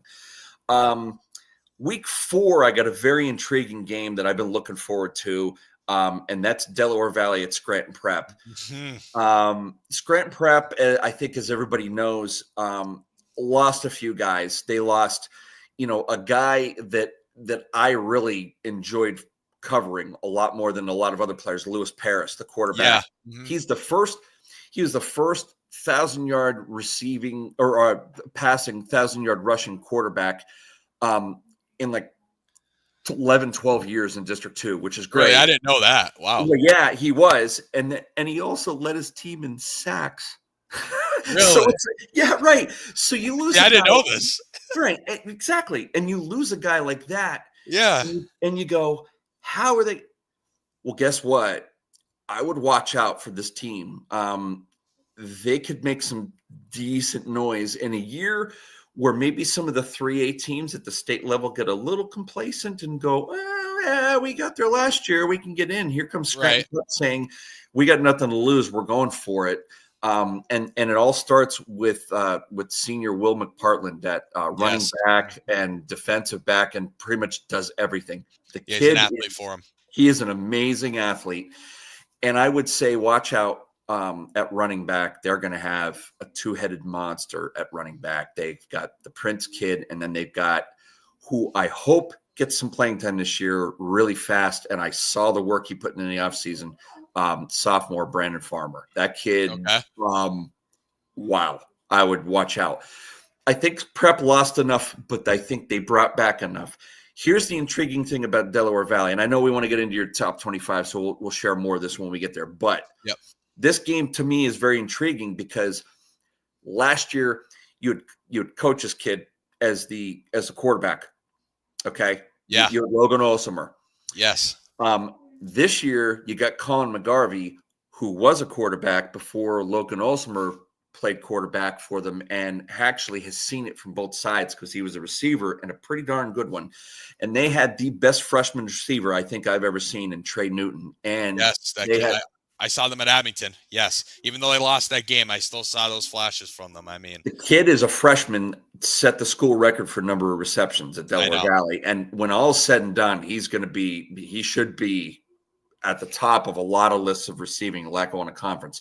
Yes. The other kid that I don't want to sleep on is senior running back. This kid is a killer, Mikey Isolino. He is so good. He is so good, and he's a great defender, and they have good defense. So I think this could be a very intriguing game, as will whenever Abington Heights plays them again this year. I don't think I have that game, but one of you guys I think has it, and it's an amazing game to see. Or maybe it's up at Del Val. I think that's that Warrior Days game, Jake, that I said. Yeah, it's the 4:00 game that they're doing. Phenomenal atmosphere, and that's going to be a crazy, crazy game. I might have to switch up and go see that. That's just be too good. I mean, hey, with it being a Saturday, you might be able to get out there. possibly. Amen. And it's 4:00, so might be able to make the trip. One or two other intriguing games that I got. One that you guys left as a cupcake for me on the schedule. You left a low-hanging fruit, and I took it. Yes. Valley View at Honesdale, and what a story! This is more than just the game itself, though. This is historic storyline type thing. Yeah, that's why we wanted you to have it. Yeah. It's more of a writing thing.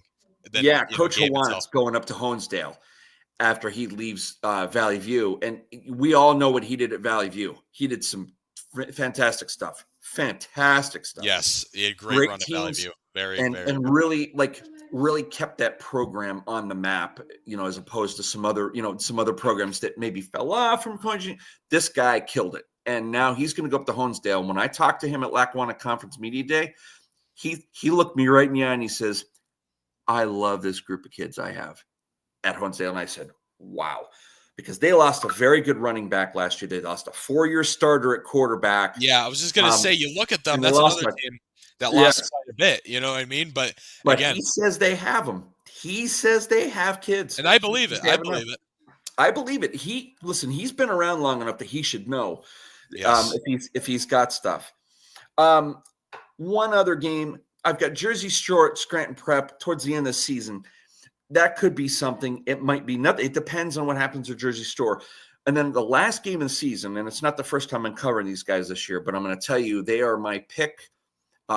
Probably the best opportunity of a team to advance far in the state playoffs, and that's Lackawanna Trail. Oh yeah, at Riverside. And that's probably going to be for the Lackawanna Conference Division III championship, just like it was last year. Mm-hmm. Yeah. And I just want to say something about Trail real quick. They're a different group.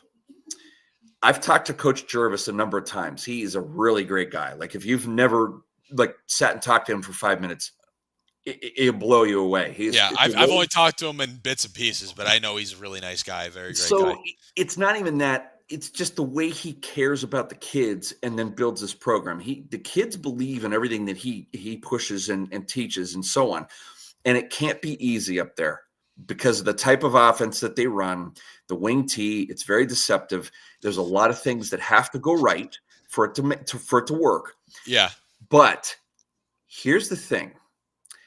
They have a good number of linemen this year coming back, and enough on that line that it's going to be fine. They have Tyler Jervis, who's a senior quarterback. Now, I thought originally he was a senior last year. He wasn't. He's a junior. I did think that. I thought that too, actually. I did too. And I said, boy, they're going to take a step back because you need somebody to run that wing tee. Well, that's the thing with the wing tee. I mean, if you don't have the right kids for it, it doesn't work. You know what I mean? It's deceptive, and you have to know on every play who's getting the ball, where they're getting the ball, and to sell it, because you need to get that defense to over pursue and not go after the kid who's eventually going to get the ball and then take off. So they're very, very good. And to a man, every kid I talked to last year from Lackawanna Trail, and it was quite a few, they said, most valuable guy on our team is Tyler Jervis because he knows the offense. Yeah, the offense, like the back of his hand. Yeah. They said he knows the offense better than coach does. And that's if your quarterback's on that level, that's really good. Right. You're right. A quarterback like that. And he's not going to throw for a ton of yards, but they don't need him to throw for a ton of yards. No. They need him to run that offense and be smart and not make mistakes. And they really got something. But the big thing that they have is the guy that I think is the best running back in District 2. I don't think there's any question. It's him and Mikey Isolino are the top two by a long ways. And it's senior running back Isaac Ryan. That kid is a killer. He's a stone killer. And the thing about him is he is dangerous, and he could break the touchdown on any play he gets the ball. He's that good. He does a lot of things. He moves laterally very well. He takes hits. He can cut back and then break it back outside better than anybody I've ever seen. Yeah, I covered them last year, and they had Demetrius Douglas last year who graduated. Yep. It's crazy to me because they were both fantastic. I mean, that running back duo was awesome. But it's crazy how And even a school like Trail, that's a single A school and a very small school, graduating class of like probably 50 kids, that they could get two, not just one, two like insane running backs out of that group of kids. And it's crazy too because they're both two different play styles. Isaac Ryan, I felt, was more of a playmaker kind of guy where he's going to, break a few tackles off and beat you with speed, where Douglas is more of a, put his head down and lay out type of kid. And I'll tell you what, you say it about Trail. There's something there that you don't normally see. You don't normally see it in a lot of programs. You don't. Mm-hmm. And I think I've told you guys this, and I believe it. There's teams, and then there's programs. Yes. Lackawanna Trail is a program because all that happens with them is they lose kids and then they reload and come back. I was going to say, and they don't fall off. And when I talk to, and this is all Coach Jervis. This is all Coach Jervis. It's him. And he has got a great crew of guys that run every facet of every part of that team. He's amazing. He's got a great group together. And you can tell it. And if you don't believe it, stay after a game, go, and when they win, go right over and watch. He'll speak very quickly, and then he goes, "Okay, this coach," and boom, and right down the line, and he lets every. I was going to say he did that. Talks to kids. I covered them against Nativity last year. He did just that. I don't see a lot of coaches doing that, and this is a team effort up there. That whole entire community is behind that team. So I feel strongly about them. I hope they get a shot this year. I hope they get I hope things break right for them. Coming out of the east half of the bracket, if they can make a nice run this year, we'll see. But I think the future is just extremely bright for that squad. So anyway, so that's my stuff. And then of course, schedule is subject to change, but there's some great stuff on my schedule. There really is. And before we bring EJ back, you want to have a look at some comments that were left here. Willie said Willie's in here. Willie's my guy. Yeah, Willie is my guy, man. Tori's in here as well. Hey, yeah, Nittany Pete, the man. Listen, we have such a great crew. We do at PFN. Folks, if you are not paying attention to the stuff that we're doing, you need to. You have to get on it. Stuff that we're going to do this year is going to blow you away. You're not going to believe it until you see it. You're just going to be blown away. I was going to say. The type of coverage that we're going to do this year is stepping it up so dramatically. And I know there's other, like in our particular area, there's one outfit in particular that has stepped it up pretty mightily. Yes. Yep. Ready? And you know what I say to that? Here, hold my drink. Here we come. Bring it. Let's go. Because we have got some big stuff on the table this year that's going to blow people away. And then to respond to your comment here, Nittany Pete, Riverside's 2A and Trail single A, so the two different. So Tori, that's a great one. That was, and I think it's going to set up the same exact way this year. It's actually Lackawanna Conference has three divisions, and Riverside and Trail are in Division 3, and they lined up and they both showed up for that game. And Riverside's quarterback got hurt first play of the game. First play of the game, and Trail's defense just rolled. And Trail rolled them. And so this year, that game's at Riverside. And the way that the schedule's playing out, it looks like it's going to be Trail versus Riverside for a Lackawanna Conference Division 3 championship, that last game in season. So I've got that one on schedule. I couldn't miss it. I was going to say, absolutely not. EJ's got the old shoe game, and I'll let him have that one. I'll go see Trail at Riverside. That's going to be a slugfest. And I'm going back to my alma mater. Well, not the stadium, but the team. Seeing the Pittsburgh Wyman area game. So I'm in your. Listen, I'm sitting in your enemy territory right now. I'm in Warrior Country. I am. I'm in Harding right now.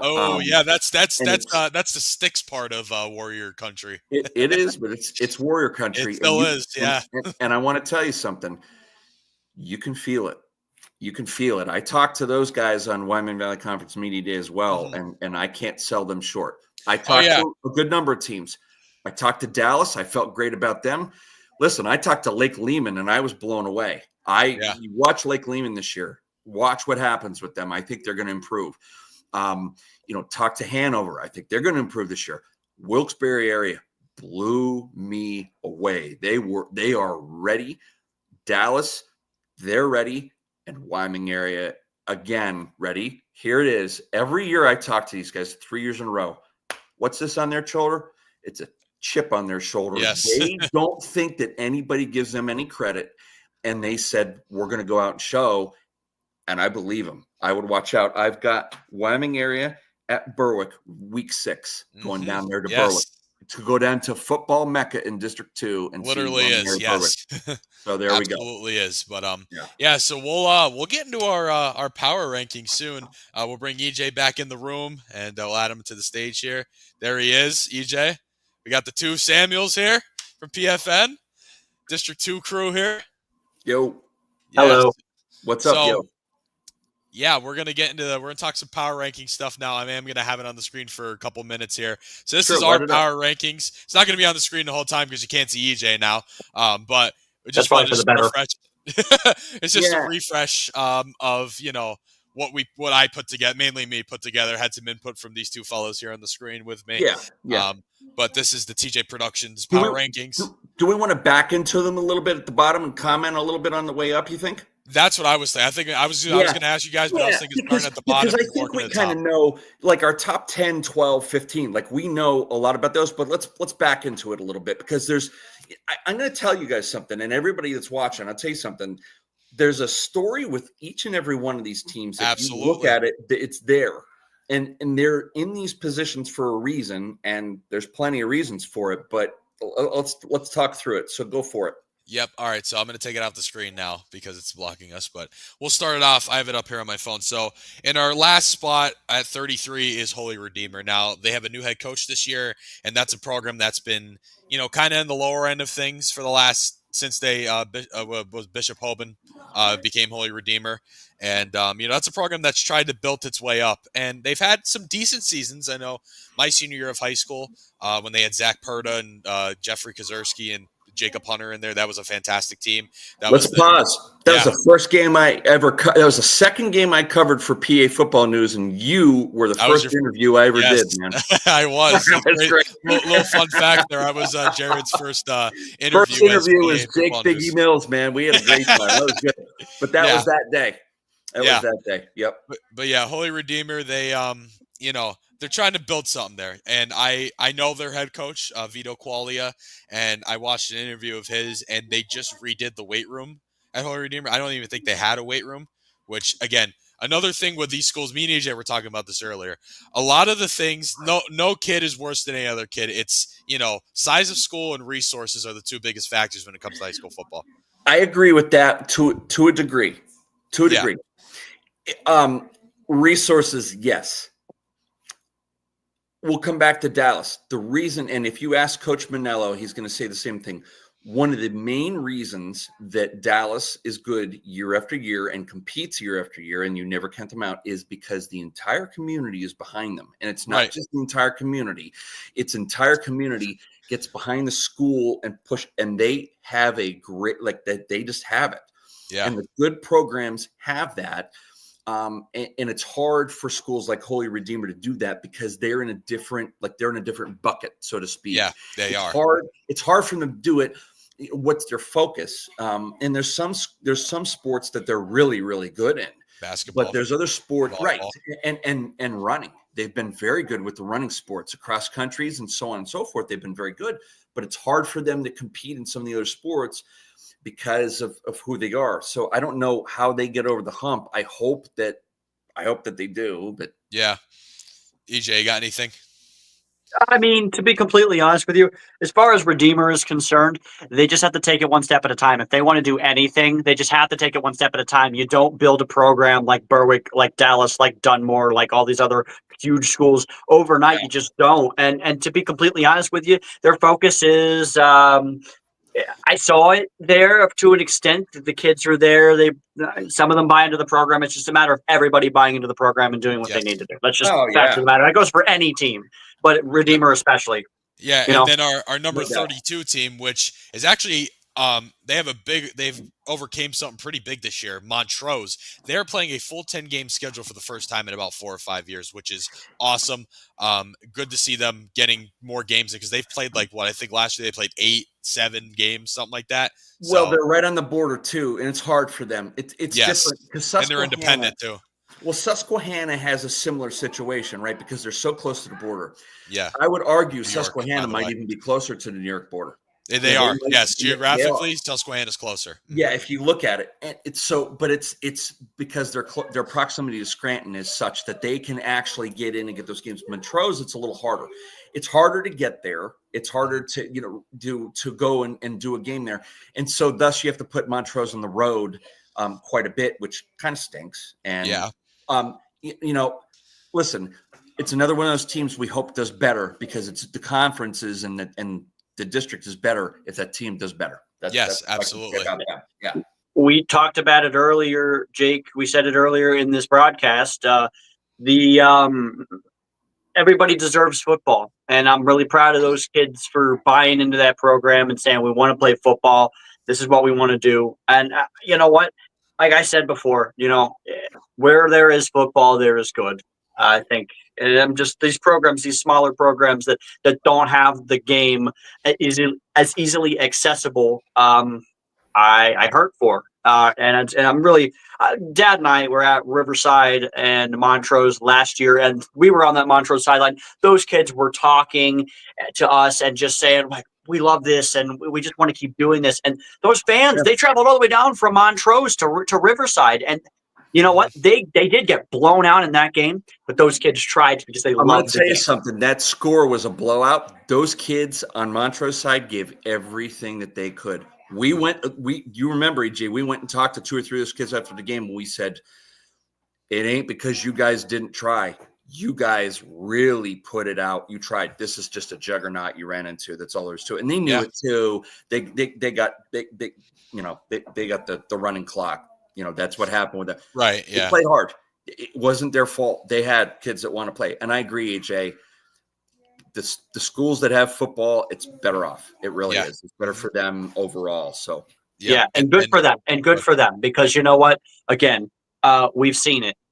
And I think that in the age now where everyone is addicted to their phone and being told to do a bunch of other things with their time, the fact that these kids are out there, they want to play, they want to do something, that's not sit in the house all day. They get to go outside and touch grass. They get to go out and play a football game, and their town comes out to support them. Again, Montrose, we're not supposed to be biased in the media. I am big time rooting for y'all, and we talk about you guys a lot on Froggy because I bring them up all the time. I want to tell y'all, we are big time supporters of y'all, and continue to build your program. It's not going to happen overnight, like I said with Redeemer, but just keep pushing. Jake, I think you guys are covering a game at Montrose this year. Yeah, I was going to say we're going to go up. Jake and I are going up because why not? Let's give it a shot. Exactly. Right. Exactly. And then, so number 31, Nanticoke, horrible tragedy last year.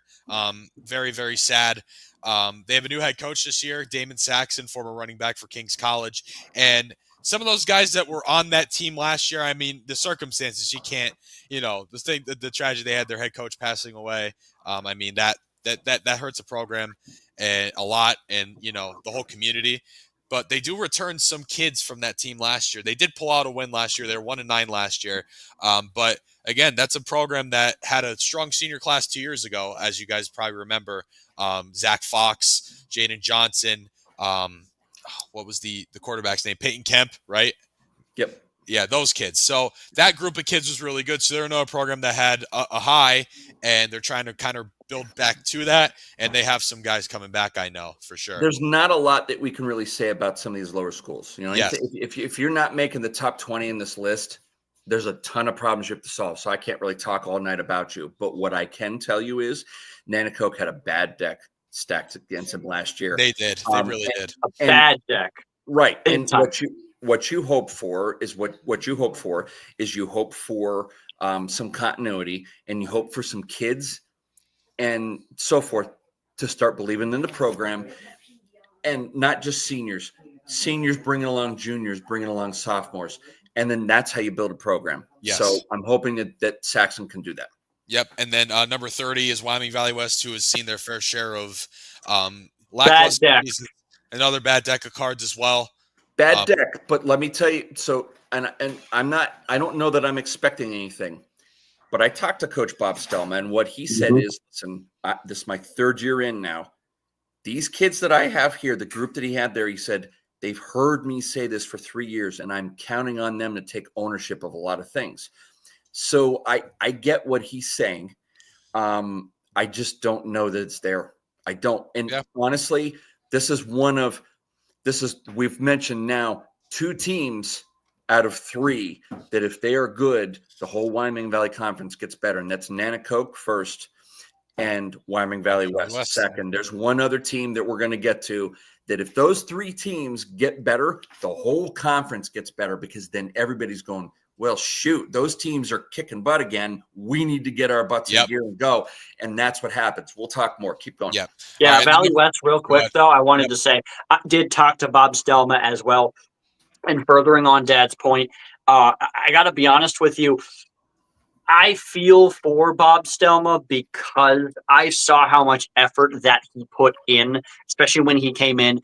He was an alumni of there. Then he played at East Stroudsburg, so it's not like he doesn't have the experience. And I just want to put out there, because I know for a fact he will end up seeing this at some point. Bob, listen, my friend, when you're dealt with a team like Valley West, I've seen it recently that if you can't get to the kids, if you can't get to them on their level, they're not going to respond. And I'm not saying that that's not what's happening here, but what I'm saying is it seems like the kids kind of weren't really, especially last year, terrible. And I mean really bad body language. If they could fix even that, they'd see so much change around them. It's the body language. It's people get frustrated when things aren't going their way. Right. And I'm hoping that continues. Kids being disciplined is what it is. Disciplined kids, exactly what it is. And then number 29 here, this is a team that me and EJ were kind of hyping up a little bit, but they are in the lower end of our rankings, Hanover area. And I feel a little bit better about them. I think that so again, another new head coach. They've had problems with the stadium and whatever. Like the kids don't even know where they're playing half the time. It's terrible. However, there's a few good things happening down there, and I'm not going to talk a lot about it, and I don't think EJ needs to either. Nah. I feel a little bit better about their future. They had a freshman quarterback last year. Give me a sophomore this year. Improving every day. I think there's a chance here at improvement. Not good yet and not greatness yet, but it's starting. That's what I'll say. Yeah. I mean, that's about what I was going to say. I mean, you and I talked about it. We can talk about why we're visiting there and whatever, which you could go back at the beginning of this video and watch eventually. But what I'm telling you right now about Hanover area is, just to further real quick about Dad's point, is listen, Hanover area going to be much better now. I see the discipline. I see that the coach is trying to get the kids. The key to football programs, especially in high school, is getting the kids to buy into the program. Yes. That's why Dallas is so good. Absolutely. And if they can continue to do that, which I love the direction. I mean, they got pummeled by Wyoming area last year when I was there, and those kids were okay. All right. And now they've got a coach who played there, who knows the tradition. And says, we are going back to the 90s right now, and we are going to, and eventually it will get there. But the kids have to buy into the program. That's all. And it's a young squad too. It's a lot of freshmen, sophomores, not a lot of older kids. It is, and sometimes you need to get your butt handed to you to learn. And when you have young kids, and if they grab it and they learn, then they come back in a year and they say, got my butt handed to me. I don't want that happening anymore. And then they decide that they're going to do better. So that's what it is. All right. And then number 28 is a team that's actually returning a little more than people are giving them the benefit of the doubt for. It's Holy Cross. I talked to 2 of their players. I did their player previews, Leyland Wardowski and Kevin Vincent. They bring pretty much everyone back. They're bringing guys on their O-line back. I think 2 or 3 out of the 5 starters are back on the O-line. Kevin Vincent and receivers coming back. The Wardowski brothers at fullback and running back and linebacker coming back. Their big thing, though, is their quarterback, Josh Lentowski, graduated. That's their big hole. Yep. And, again, that's another program. And I just watched, actually, the Sports Wire, give them a little bit of a shout out. Doug Nolde, who I've been watching his around the camp videos, and I watched the one with Holy Cross today, and they have 28 kids out. Coach Giorgio said, and for them, that's awesome. That is for amazing.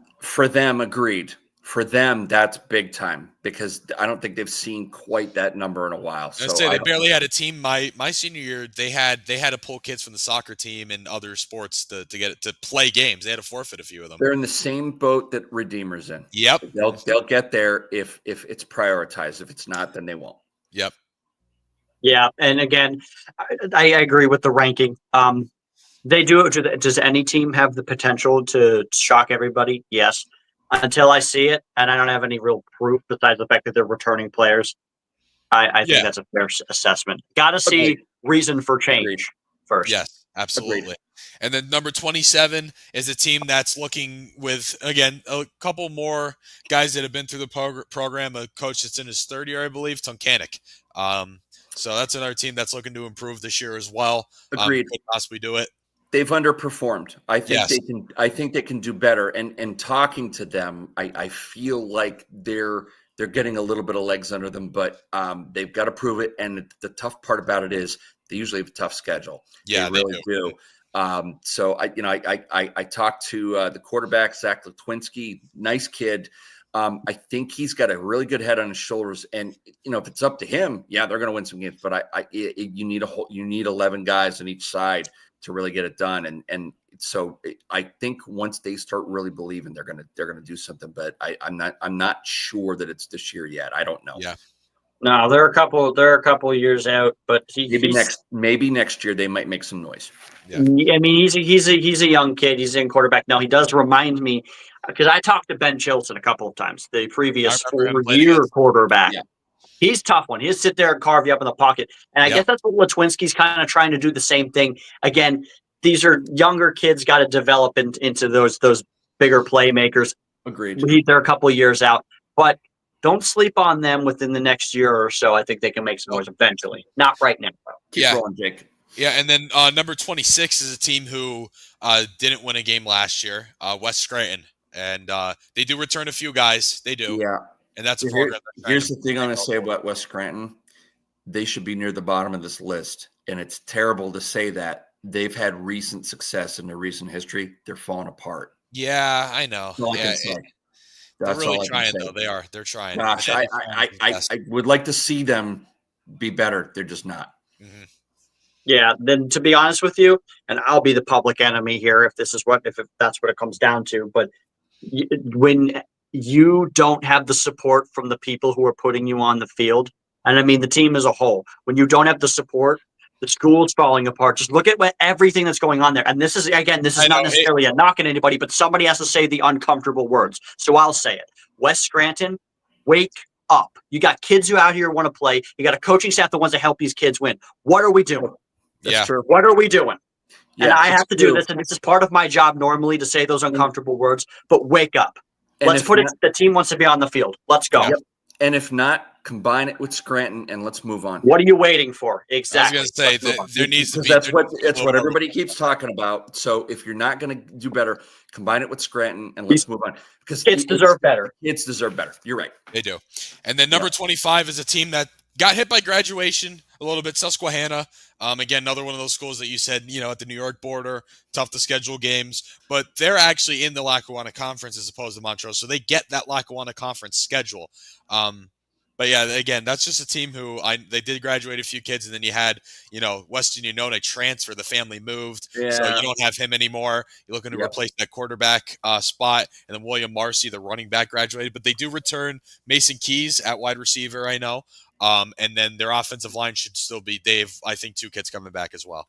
To get somebody to command the offense at all, they should be okay. But again, the deck is just really stacked. It's so hard. It's going to be hard. One of those schools that's like that. Yeah, it's hard because let's face it, guys. It's the Lackawanna Football Conference. It's not like something that it is tough, and that's where they're at. So there you go. And you lose your quarterback, who's by far your best player. Yeah, he's a real talent. It really is. Yeah, that's the thing. You got to hope if you are Susquehanna, you got to hope that those kids that little bit of the year last year when they were winning, remembered how that felt and said, I want to keep winning. And there's no reason we can't continue. But somebody has to feel that and want it. That's just how it goes. Yeah. Like that game where they were pushing against Riverside, and Riverside was like, oh my gosh. And they just pushed, and they got to get that back. Didn't that feel good?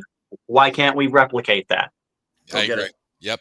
All right. Then number 24 is a team that had a winning record for the first time in 7 years last year, and is returning a young quarterback and a couple of guys up front, Carbondale. And it's a team that no one really talks about, unfortunately. I hate to see that. I'm going there next Friday. They were 6-5 last year? Yeah, 6-5. Mm-hmm. Yep. It's unbelievable. And they arguably lost their best player to Scranton Prep. Yeah. The running back, Prince, and that kid is amazing. He is really tough. And they just kind of keep doing it. So, we hope and EJ and I talked about this before. Carbondale's one of those teams that, if you sleep on them for too long, eventually they're going to get decently good and they're going to win 8 games. And you're going to go, how the heck did they win 8 games? And they're going to make some noise. So who knows? Yeah. Yeah. I agree. And just one thing though, the only reason that, because Jake and I talked about this while he was doing his ratings, and what I said to you, Jake, you'll remember, is that I am a little trepidatious, for lack of a better word, on Carbondale, as they do have the potential to be better. They did have a winning season last year. The only reason that I'm a little weird on them is because was that a flash in the pan? Or are they back to their old ways? They have to prove it this year. Yes. They have to keep their foot on the gas. And we're getting to the point in the rankings where it's a lot of teams that are ranked lower, not based on how we think they're going to do. It's just they have to prove of what they can do, rather than, us knowing they're going to be great or knowing they're not going to be so hot. They were at the point in the rankings now where this is teams that, you would look at and be, oh, maybe they should be higher. But no, they have to prove that first.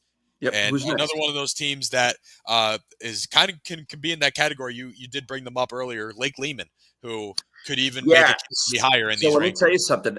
Impressive. They're returning a decent amount of kids on the line this year, and from what I talked to the coach. They got two kids. They got 2 kids that can run the ball. Yep. So when you have that, there's a lot of things that you can do. So they feel like they're going to take a step up this year. I'd be very interested to see what happens with those guys this year. Yeah. I was very impressed talking with them. And when I walked up on them, and Jake, like the picture of them, and they were like right on me, like a tunnel. And I was like, this is great. Look at this. And they were so zoned in. I was like, this is really impressive. Yeah. So I always see I'm very interested to see what they do this year. No comment. They're fast. I can't wait to see what they're doing. They're optimistic. It's going to be very interesting. I may be switching out to pick up a game with them. I might switch out because of that interview. Yeah. Because of that interview, I was so impressed. I said, my gosh, I got to go see these guys. So I may be doing that. I'm going to try to do it. I was going to say, I have them up at Tunkhannock, and then I have them at Northwest area too. So nice. And I think you have the old shoe, right? Yeah, I got to go back to the old bar. There you go. I mean, listen, those guys said we're coming for the shoe, and that's talk sometimes. Oh, yeah.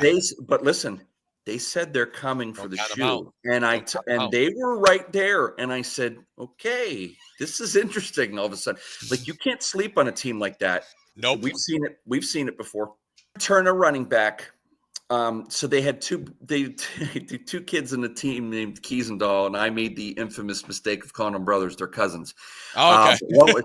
So Drew Kiesendahl, really good kid, going to Pitt. Really smart kid. Not going to play for them. Yeah, good kid. He had a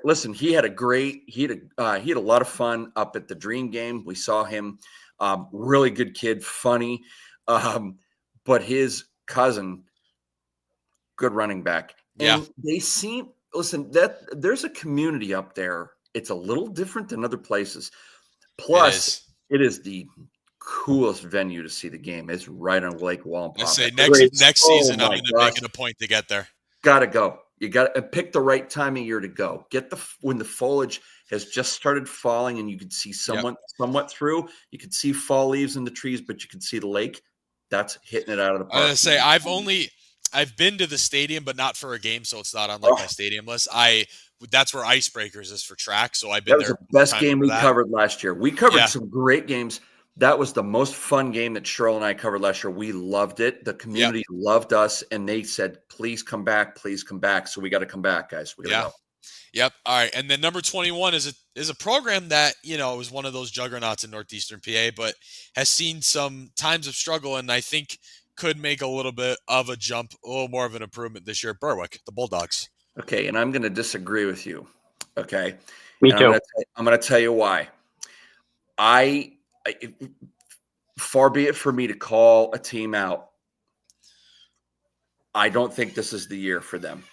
Okay. I think they've got a terrific running back. I was going to say, well, yeah, terrific running back. Okay. In District 2, like top 2 or 3 running back, Wilkerson is fantastic kid. But that's all they've got. I did not sense any heart from any of the other kids that I talked to. They didn't know what they were gonna. They didn't have like an identity or anything. Okay.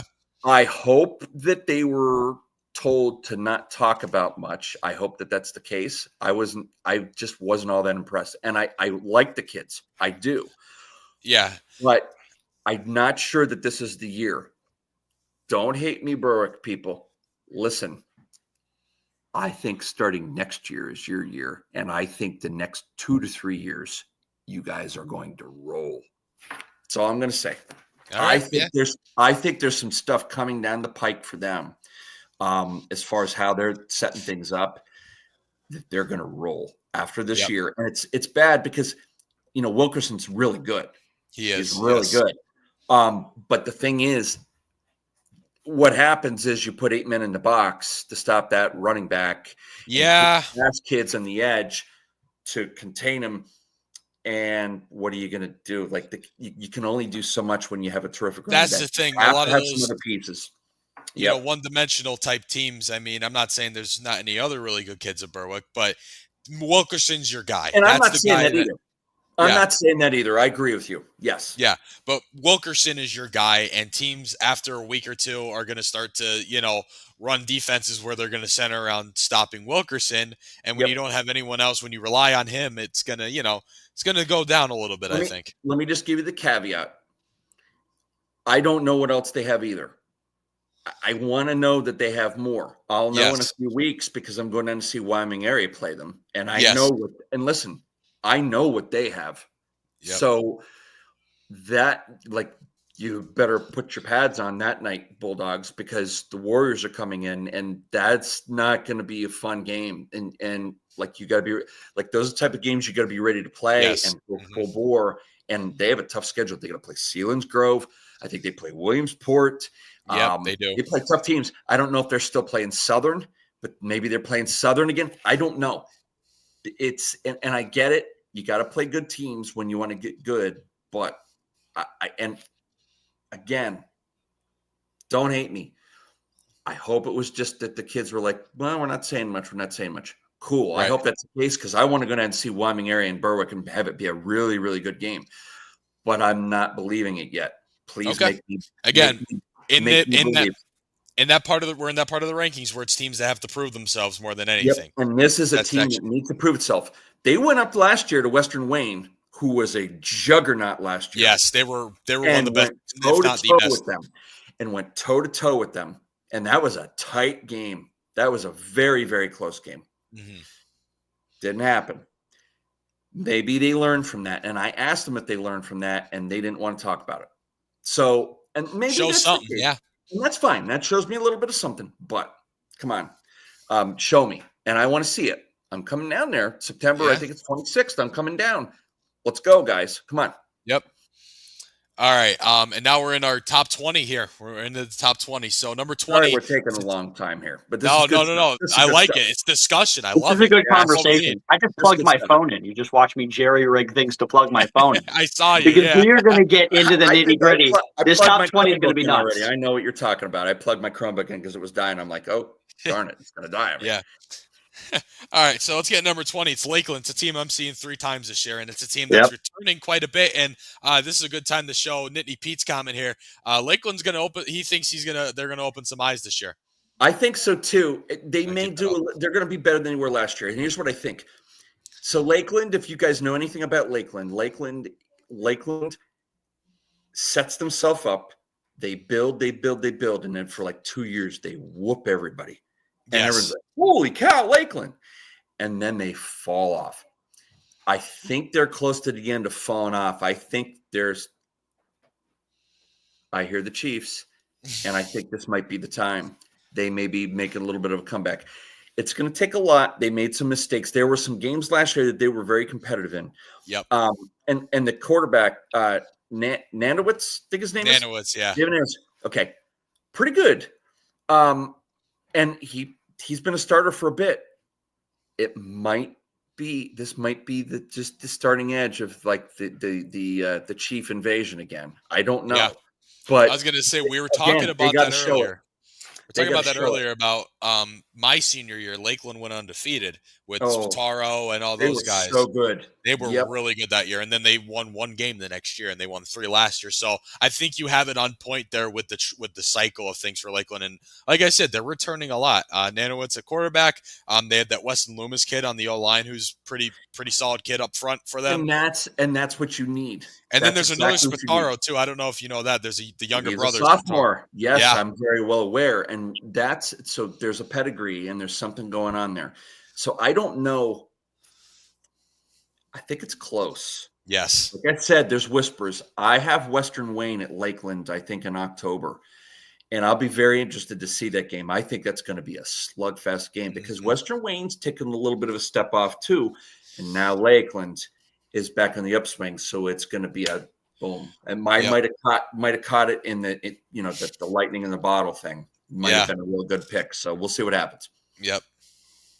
I have a reason to believe that Lakeland will probably finish with 6 or 7 wins. That's about right. I think that's about right. And next year I think they'll be even better. But this year will be we're taking a step up. We're not at the top of the staircase, but we're making the steps. Back on the upswing. Yeah. We're getting there. Yep. And then this is another team that I think we probably could have put a little higher. Based on what they have coming back. But again, it's the team that I think needs to prove themselves. This is the team that I love to follow because I'm really close with the head coach, North Pocono, Coach Dolan, and his squad out in North Pocono. So they've got a lot of kids coming back. They have pretty much their entire team coming back next year. Yeah, I think they may actually – what number are they at, Jake, on your They're 19. They definitely could be higher.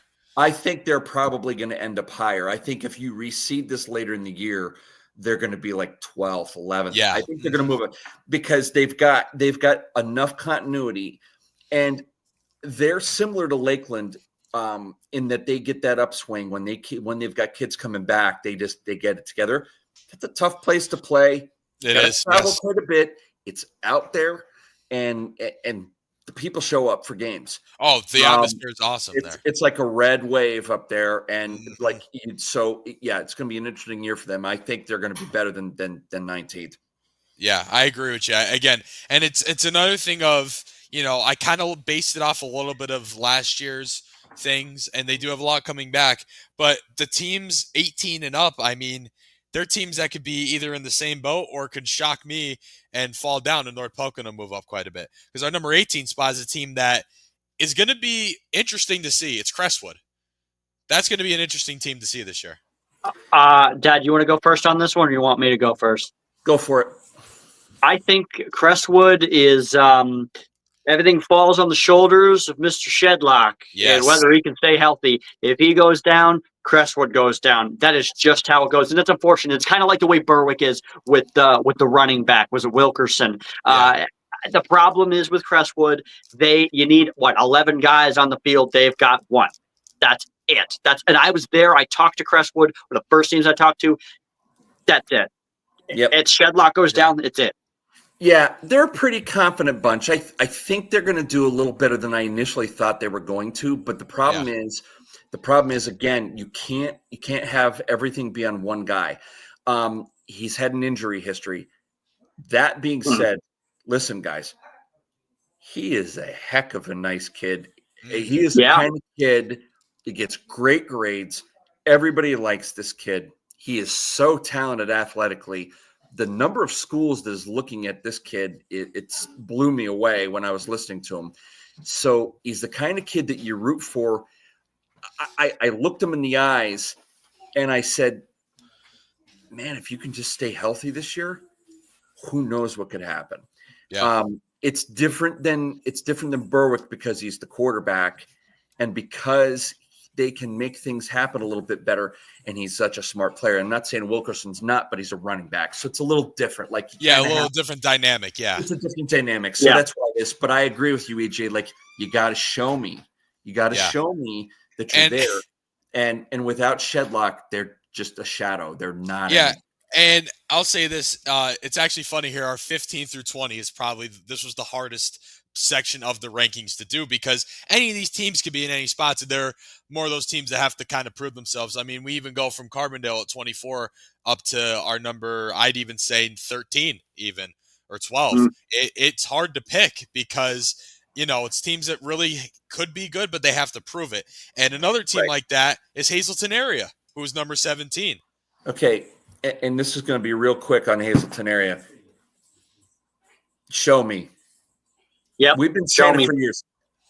The biggest school by far in our area. By a lot, they're bigger than Wilkes-Barre area. By far. Wilkes-Barre area has like almost 1,100 boys. Yeah. Okay, in the high school. Hazleton area, and Scranton has a little less than that. Hazleton area has almost 1,800 boys. And you mean to tell me you cannot field a better team than what you're fielding? This is a problem. They should be much better than they are. Now, they do play some tougher schools. They should be a power school every year. They played some D11 schools. I get that. But these guys should be tough every year, and they just aren't. And I cannot figure out why it is. Time to prove it, Hazleton area. Yeah. And we'll see what the new head coach, Scott Sacco, does. What he does this year with that group. So, They should be a power school. They should be one of those powers every single year that in this, they're the city school, they should kill everyone. That's exactly what it should be, especially for the population that they have. They should be every year what Wilkes-Barre area is going to be this year. We'll get the Wilkes-Barre area. But this is what they should be every year because they have enough kids. They should be getting the people. Yes. They do. And then this is another school literally in the same, we just mentioned them 2 seconds ago. Scranton is number 16 here. Another big school that has a big student population and has had some decent teams throughout the last couple of years. They have, and they've had enough guys on the lines and some of the skill player positions. They've been okay. Part of the problem that they run into is the same problem that teams like Wyoming Valley West run into. And it's a culture thing. There's things that happen in the school that it's just not disciplined enough. And we know who those schools are. I don't want to call them out. We know who they are, and that's part of the problem. And that's part of the reason why that happens. It's unfortunate, but there you go. There you go. Yeah, no comment on that one. 100%. Nothing else you can say. And then this next one, I think again, like I've said it. This is my third time saying it. This part of the ranking, teams could be anywhere. You know what I mean? Like some of these teams could be 20th. Some of these teams could be where they're at. And this is another one of those teams that is going to have to prove it. And I'm calling them out personally because, well, not calling them out, but talking a little more personable here. It's Pittston area. This is a team that is returning it's a senior class of 21 kids. I don't know if you guys know that or not. 21 kids. A brand new head coach. He's I have a little more inside on Pittston than pretty much every single other school here. They're running it like a college program. They have when I played at Wilkes, we would have a practice plan. They had it posted in the locker room, and it was 5-minute blocks of everything. Pittston area, Paul Russick has him doing that. He's running that like a college program, and he has them not going home during camp. I mean, when I played, we were good and everything. Barberi was a great coach, but we didn't do stuff like that. Like, this is like these kids are working really, really hard, and he's putting them through it. Like, he's building a culture. Yeah. It's a culture change. Yep. And they have enough kids in a few positions that they should be pretty good.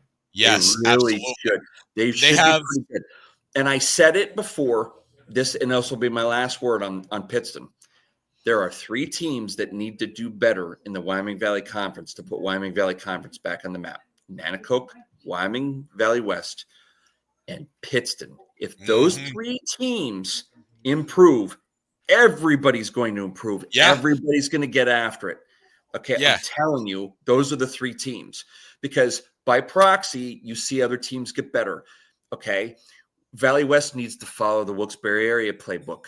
Hanover would follow, and maybe Hanover helps Nanticoke to get better because they're such close proximity.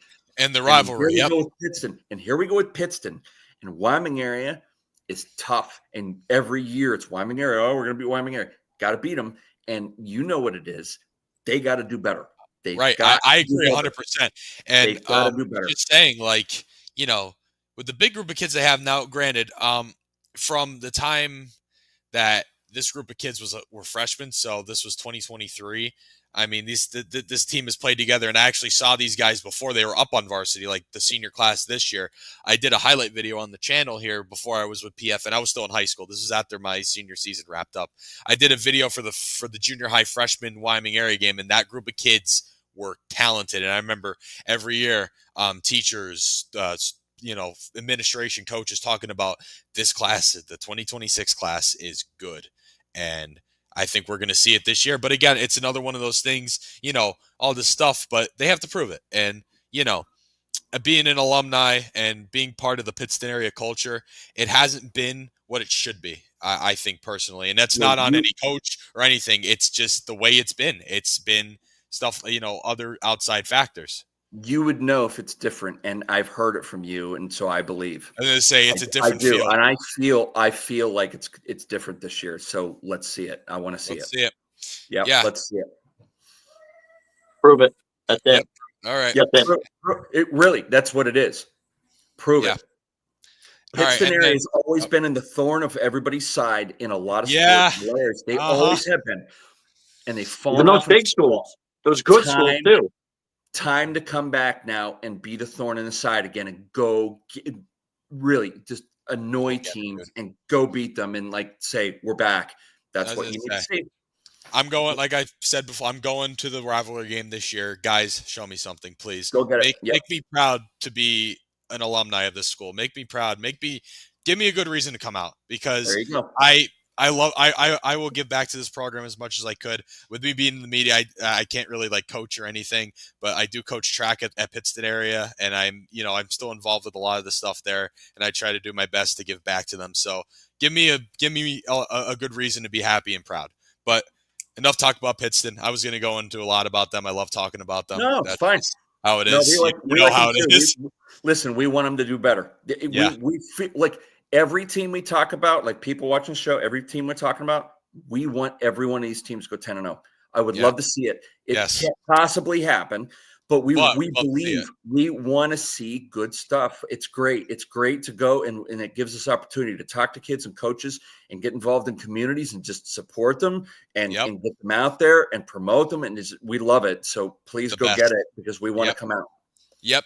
All right. So now we're going to move into number 14, which is a team that you said was taking a step back this year. And I do agree with you with that statement. Not 100% fully, but it will be a decrease from last year. It's Western Wayne. That was an explosive team last year. But so here's the problem with Western Wayne. You have to replace a ridiculous wide receiver defensive back in Sean Owens. Yes. So good. Yes. And then you need to replace Josh Fenton.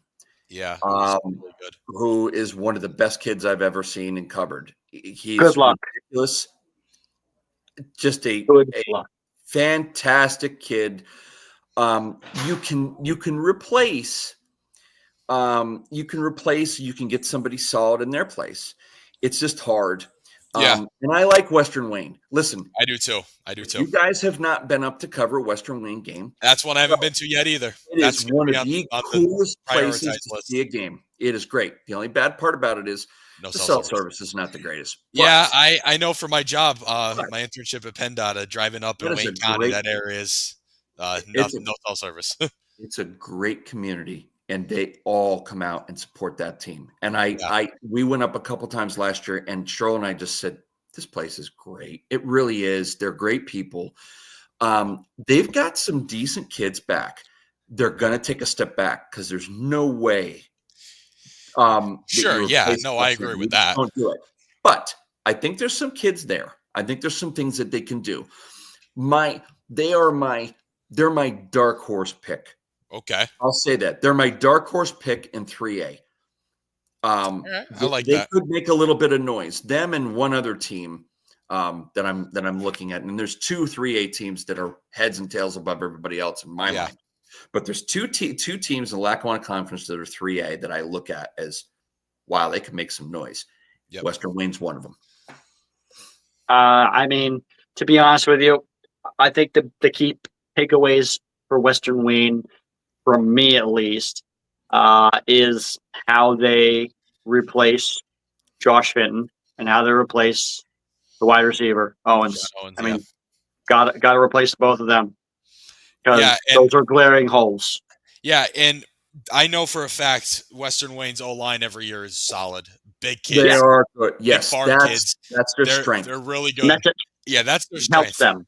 That helps them big time. Even if they don't get a kid like Vinton or Owens back, I think having a season like that and having those kids play through the system draws more attention to the football program. And I think Western Wayne is one of those schools, they're 3A, they're not a 6A school, but they're a football-esque school. They're a school that breeds football. So they're going to, go ahead. They're well coached. Yes, absolutely. That is the other thing that I almost forgot about. They're very well coached. So that's why I can't count them out.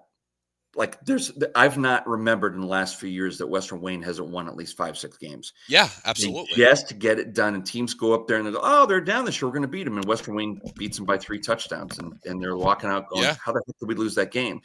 And the kids are just tough. It's farm country out there, man. It is a tough place, and you don't mess around with those kids. And they're good kids. They're all good kids. They are. So there you go, Western Wayne. I love that place. It's great. It's one of my favorite places to cover. They're great. Yep. All right. And then number 13 is a team that had a little bit of a downish year for their program and the way that their, school comes around football. It's I'd say besides Trail, the next best small school, like football community wise, Old Forge. Yeah. I think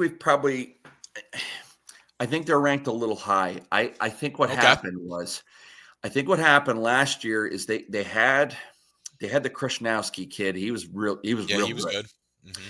I saw them play at Old Forge against Lackawanna Trail, and that kid just didn't quit.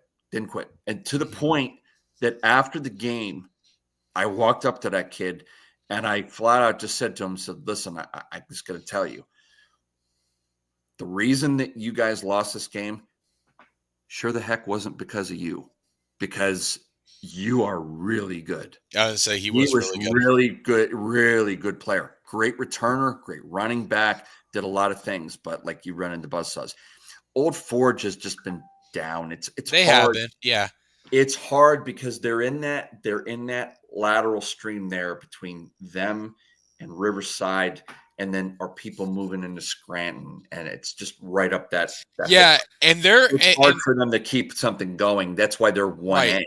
I was going to say the size of their school plays a factor in this too, because you get it. Listen, like I just said, they're probably one of the biggest community-based football programs in the area.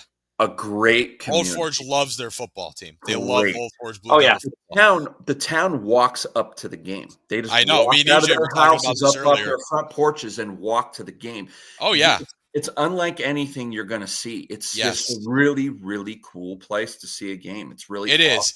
But you run into challenges with being such a small school because you get a decent group of kids, and then when that group is gone, you don't have much. You can't really pick kids out. You kind of have to wait for another wave of athletes to come through. And that could take a couple of years at a school like Old Forge. It's smaller. You got it. We talk about Trail, and they somehow overcome that for the most part. But like a lot of these smaller schools, that's their problem. You know what I mean? Right. You're right. The Old Forge Devils have not been the same since James Sobel left. They just haven't. And again, I don't say this as any derogatory or negative way, but they need to get back to those winning ways that they were able to get to back in that 2021-22 season. That was great. When you're taking on a team like Dunmore, who does serious damage and ends up doing serious damage that year, and you're competing every week, you need to figure out how you were doing at back then. Because then the year after, I mean, I was calling them back on the radio at that point. Actually, Old Forge was my first game ever, was at Old Forge. Right. But I saw them. They're exactly 1 year later, I saw them up at Lackawanna Trail. Wild. Completely different team. Yeah. Because they lost leadership. I don't think they really have a ton of leadership on that team. They have some kids who have some skills, but if you don't have leadership, you don't have direction. You don't know where you're going. It's a long storied program. It's a long storied program. They need to get back to whatever it was. That's what it's off-topic comment here from Nittany Pete. Pizza's elite there too. No question. And I'm hearing that Pizza capital of the world. I'm hearing PFN might be doing a live show there at some That'd be nice. Soon, either this season or maybe next year. We'll see what happens. But yeah, foreshadowing. All right, and now we're going to move into foreshadowing and pizza together. It's a great combo. Yes, it is. Yes. So number 12 is a team we talked about.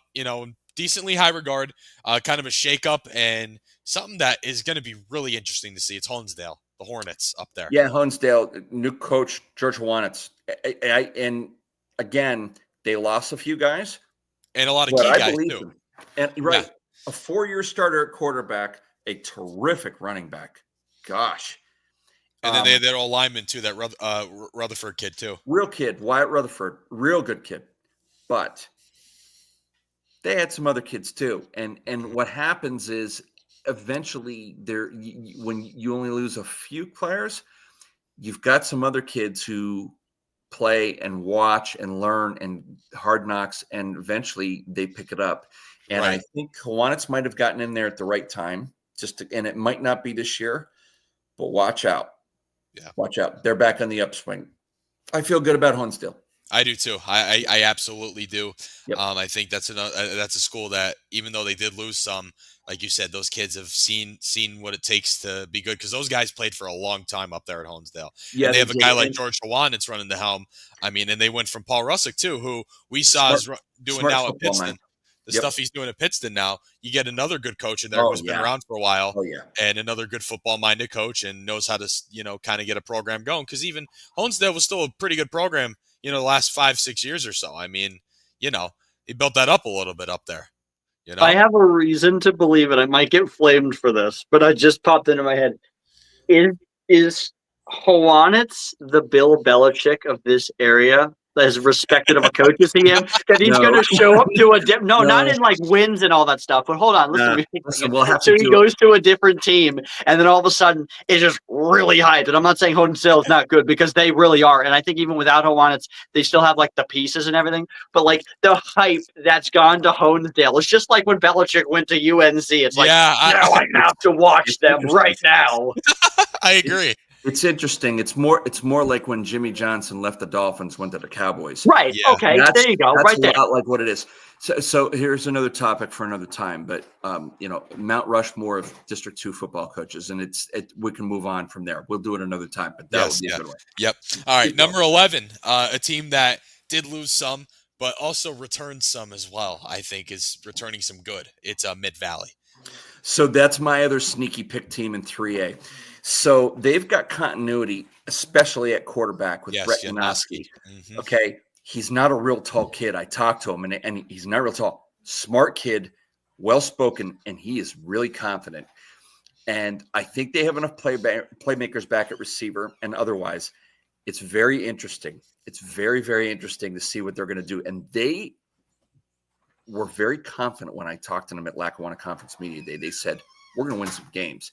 Mm-hmm. And we have enough confidence. We have a number of linemen back, because they lost Jacob Lesher, and he was a fantastic. He was awesome. I saw him twice. Okay, great player. He's school all-time leader in school history. Really great running back, and awesome. a funny and nice kid, and really funny. Mm-hmm. Interviewed him, but that's my sneaky pick team. Mid Valley. Like, honestly, if a couple things fall right, watch out. I don't know what to think from them, but it intrigues me enough that I'm going to go, I'm going to see what happens in Mid-Valley Spartans this year. And a very cool field, the nice facility that they have up there. Get up and see a game. I say I saw week 1 up there, Mid Valley and Pittston area, week 1 last year. I was Beautiful up there. stadium. Beautiful place. Love it up Beautiful there. place. Yeah, nice. Yeah, that's. What's the point of me being here if Dad's just going to take? I think it's like a Samuel thing where we could just communicate through the screen. He's got it. He's got it. They've got some pieces. They're a really intriguing team, and it's just a matter of putting those pieces together and seeing how that works out. Again, I think they have enough, though. They do. They have enough. As long as they've got somebody that can run the ball, and you always have a kid that can run the ball. You can find somebody. They have a line coming back. Their line, like 4, like it was like I think he said 3. He said 3 out of 5 starters or something like that. He said coming back, and the kid confidence. I said, oh my gosh. So that's why I said, you guys don't sleep on Mid Valley. Go see them because there's something there. So we'll see what happens. Yep. All right, and then number 10, we're in our top 10 now, guys. How about that? Here we go. Top 10. Let's go. Number 10 is a team who, another storied program. It's the Dunmore Bucks, and they have a new addition on the team this year. I'm going to try to keep mine for 15 seconds or less. 15 seconds or less. They made big time noise in the playoffs last year when nobody gave them a shot. Yeah. Mm-hmm. Okay. They are very well coached. This is a program. Mm-hmm. These guys, Dunmore Bucks, they're in their program. Yeah. Now you bring in Weston Unoni, and who can run the ball well as a quarterback, can see the field, very smart, and he's a junior, and he's even a better defensive back. Yes. Look out. They could surprise some teams. I think they're going to play for the District 2 2A championship. I think they're going to be. I saw it last year. I saw them against Riverside last year for it. Yep. I mean, I think that's the game this year. I think that's who's playing for District 2 championship this year. Those two. Yeah, same thing. Good. Dunmore again. Last year, I saw them. Jake, we talked about it way earlier. About we did 2 hours and 15 minutes ago. And to be honest with you, I saw that there was room for improvement, and I think that they fill some of those voids that they didn't have last year. It was a young group last year. And granted, I saw them play Trail, and I saw them play Western Wayne. And that's a tough one, especially last year. But this year, I saw them play Riverside. So they got to get back to those. Got to get back to those historically winning ways. Shout out to my boy Paul Tallarico, afternoon guy here at WILK. Offensive lineman. They used to talk to me about how back when he played in the 70s, alongside one of our midday guys, Bob Cordero, they said how great of a team and how historic it was, and how winning was a culture. Yes. That's what they need to get back to. They were there for a little bit, and they fell off. Close. They need to come back. They have the pieces. Just put it together. That's all they have to do. They're this close. You guys heard Matt Herring say it on our meeting this past week. He said, Jared, what about Dunmore? That's a guy who studies teams, and he knows if he's bringing up Dunmore, I'm not wrong either. Watch out. Watch out. If the right things fall, kid on Riverside gets hurt, somebody substantial gets hurt, Dunmore. Dunmore Bucks. The Bucks. Watch out. Yep. And then we're in our number 9 spot. Wyoming area, who you could say lost some good guys, but they also return a lot. They get enough 15 seconds again. Yeah. Their line is going to be good. They're going to be good. They're going to be good enough running the ball. You can't replace Lige Callum. You can't. No, but I think Tristan Johnson's going to run well. The kid's tough. Okay. Luke Kopechny is a phenomenal wide receiver. Arguably the top receiver. Arguably the top. It's in District 2. It's him and Trey Newton at Delaware Valley and LaPresto at Pittston area. Those are the top 3. Yes. And I don't know in what order. Ridiculously good, and confident. And they love when people don't give them respect. They love it. They feed off of it. It's like, boy, you don't say. It's like Dark Side. He feeds off of antimatter. The Wyoming area Warriors feed off of people not giving them respect. Yeah, watch out. No, they do. Watch out. They're going to be in the championship game this year. They're going to be in a district championship game this year. I'm telling you, for 3A, they're going to make it again. I think Tristan Johnson is going to be a problem. He is And more of different. a problem than In a sense. I think in a sense he's going to be different than Lige Kellum. I think that he's going to run in a different style. Lige Kellum was one of those quick hit the hole and he's gone. I think Trustin Johnson's a little bit more elusive. He's not as big as Lige Kellum. We saw him, Dad. He's small. Yeah. But the problem for other teams is he's going to be hard to catch, and their line is going to be enough where all they have to do is just open a little hole, and he can get in smaller spots than Lige was. I'll give you a couple running backs and I'm 6'2". Running back, man. I'll give you a couple running backs that barely came up to here on me and killed it last year. They were awesome. So it doesn't matter. That doesn't matter. Size doesn't matter in running back. It's heart and the ability to see and go and hit the hole. And that kid has it too. So they're going to be good. And another note, just so we're all clear, I think this is the first time that you and I, Jake, were talking. I think this is the first time that I had Wyoming area ranked in my personal top 10. And so for you folks, I promised I would not diss yins if I felt that you were worth it. You guys are worth it. It's going to happen, folks. It's just they made it. If anyone's saying good things about Wyoming area, if it means something, if I'm saying some good about it, it's true. I interviewed them last at Wyoming Value Conference Media Day for a reason, because I already knew what I was getting from them. Okay, that's a tough group. Get ready. When you play them, you better put your big boy pants on, because they're coming. Like Dallas, week 2, Wyoming area is coming. Fantastic. They're coming in. They're coming in. Berwick, week 4. They're coming down. Get ready, like now, because they're coming. They're going to be tough. Go ahead. And now number 8 is another Wyoming Valley Conference team who we've talked about quite a bit, even on the show so far. It's the Wilkes-Barre area Wolfpack. Yeah, and I think that squad is something special this year. I think they are the top defense in the Wyoming Valley Conference.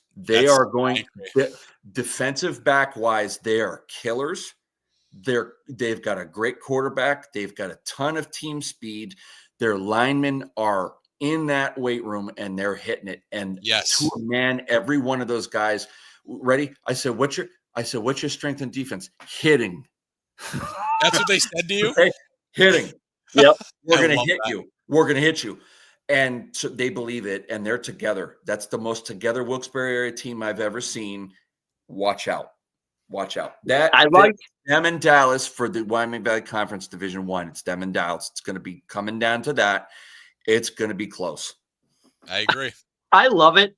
Jake Howe and I were talking, before we even got to get him on camera and everything, and he talks to me. I said, "How you feel about your line?" And he goes, "I dare people to try and come after me, right. Especially on my right side." Because I've been talking to Jake recently, and let me tell you something. He's a good kid. And he's an even better football player. But he goes, "I dare people to come after me. I dare." Let me tell you something. Loves his line. Bold prediction. Yeah, let's hear it.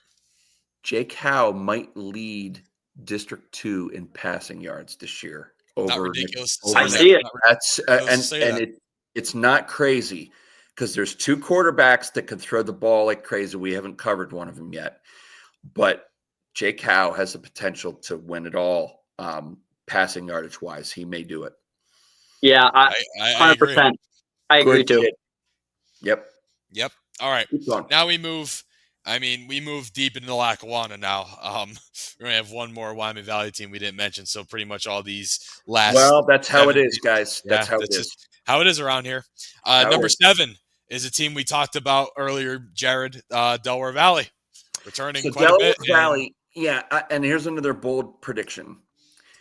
I think they're going to be better at quarterback this year than they were last year. I think what happened is there were some injuries last year, and there's little things that banged up. But I think sometimes you hear people say the passing game opened up, the running game's opened up the passing game. Yeah, that's going to happen this year. I think that's going to happen because here's what they have. They're a 5A school. They're in a good spot. They are a program. Yes. They schedule tough schools. Those guys They're going to be 0-3 or 0-4 coming into conference play, and then they're going to run the table, with the exception of maybe Abington Heights and Prep. They'll run right through everybody because they've got who I believe is number 1 or 2 running back in District 2, Mikey Isolino. I think the kid is a great running back, and he is a great defender. Great defender. They've got great linebackers. They have Trey Newton, who is only a sophomore and set the school record for receptions as a freshman last year. That's just incredible. And they've got Colin McGarvey at quarterback. You wonder who was going to play quarterback. Let's call him McGarvey, who played quarterback but stepped aside so Logan could play quarterback. Yes. In essence, is how I'm understanding. I could be wrong, guys. I don't want to offend anybody. But the kid has played quarterback before, and I saw some of him, and he looks sharp. Yeah. Look out. This could be a little bit of a surprise team. There might be an upset on the board someplace that they might be able to knock somebody off that everyone says, oh, they're going to lose to them. Not so fast. Watch out. So balanced team. Yeah. And well coached. One of the best coaches in District 2, Keith Olsmer, fantastic coach. And if you ever get a chance to interview him, you need to talk to him. He is a great guy.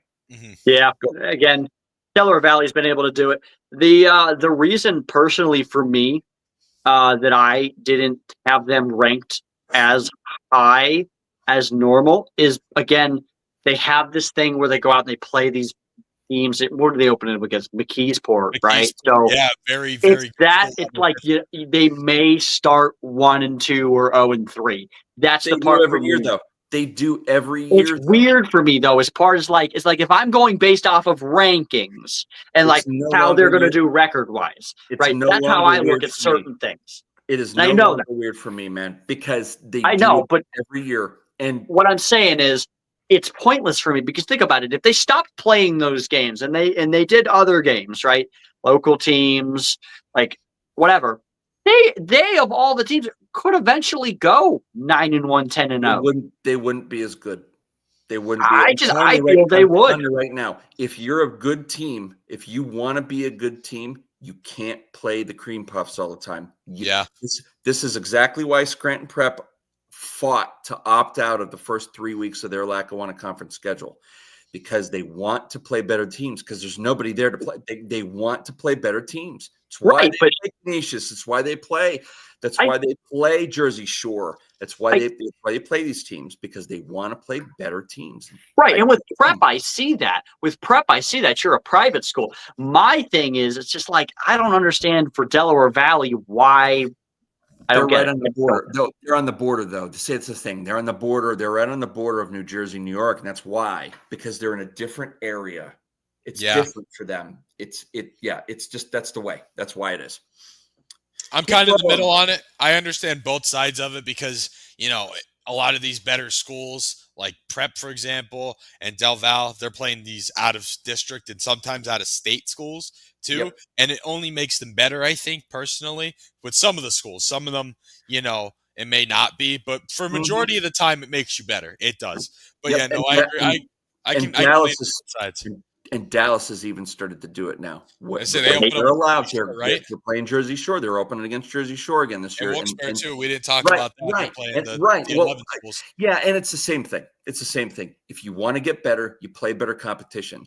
That's how your kids learn how to win. They see another team execute against them. And they say, how can we execute that way? That's how we're going to win. And that's how they do it. There you go. All right. And this was the hardest thing for me to rank, but I had to go off solely the fact that this is the team that beat them last year, and I watched it happen. Abington Heights at number 6. Yeah, and so, I think they're going to have one of the best defenses in the area this year. Agreed. They returned a lot there.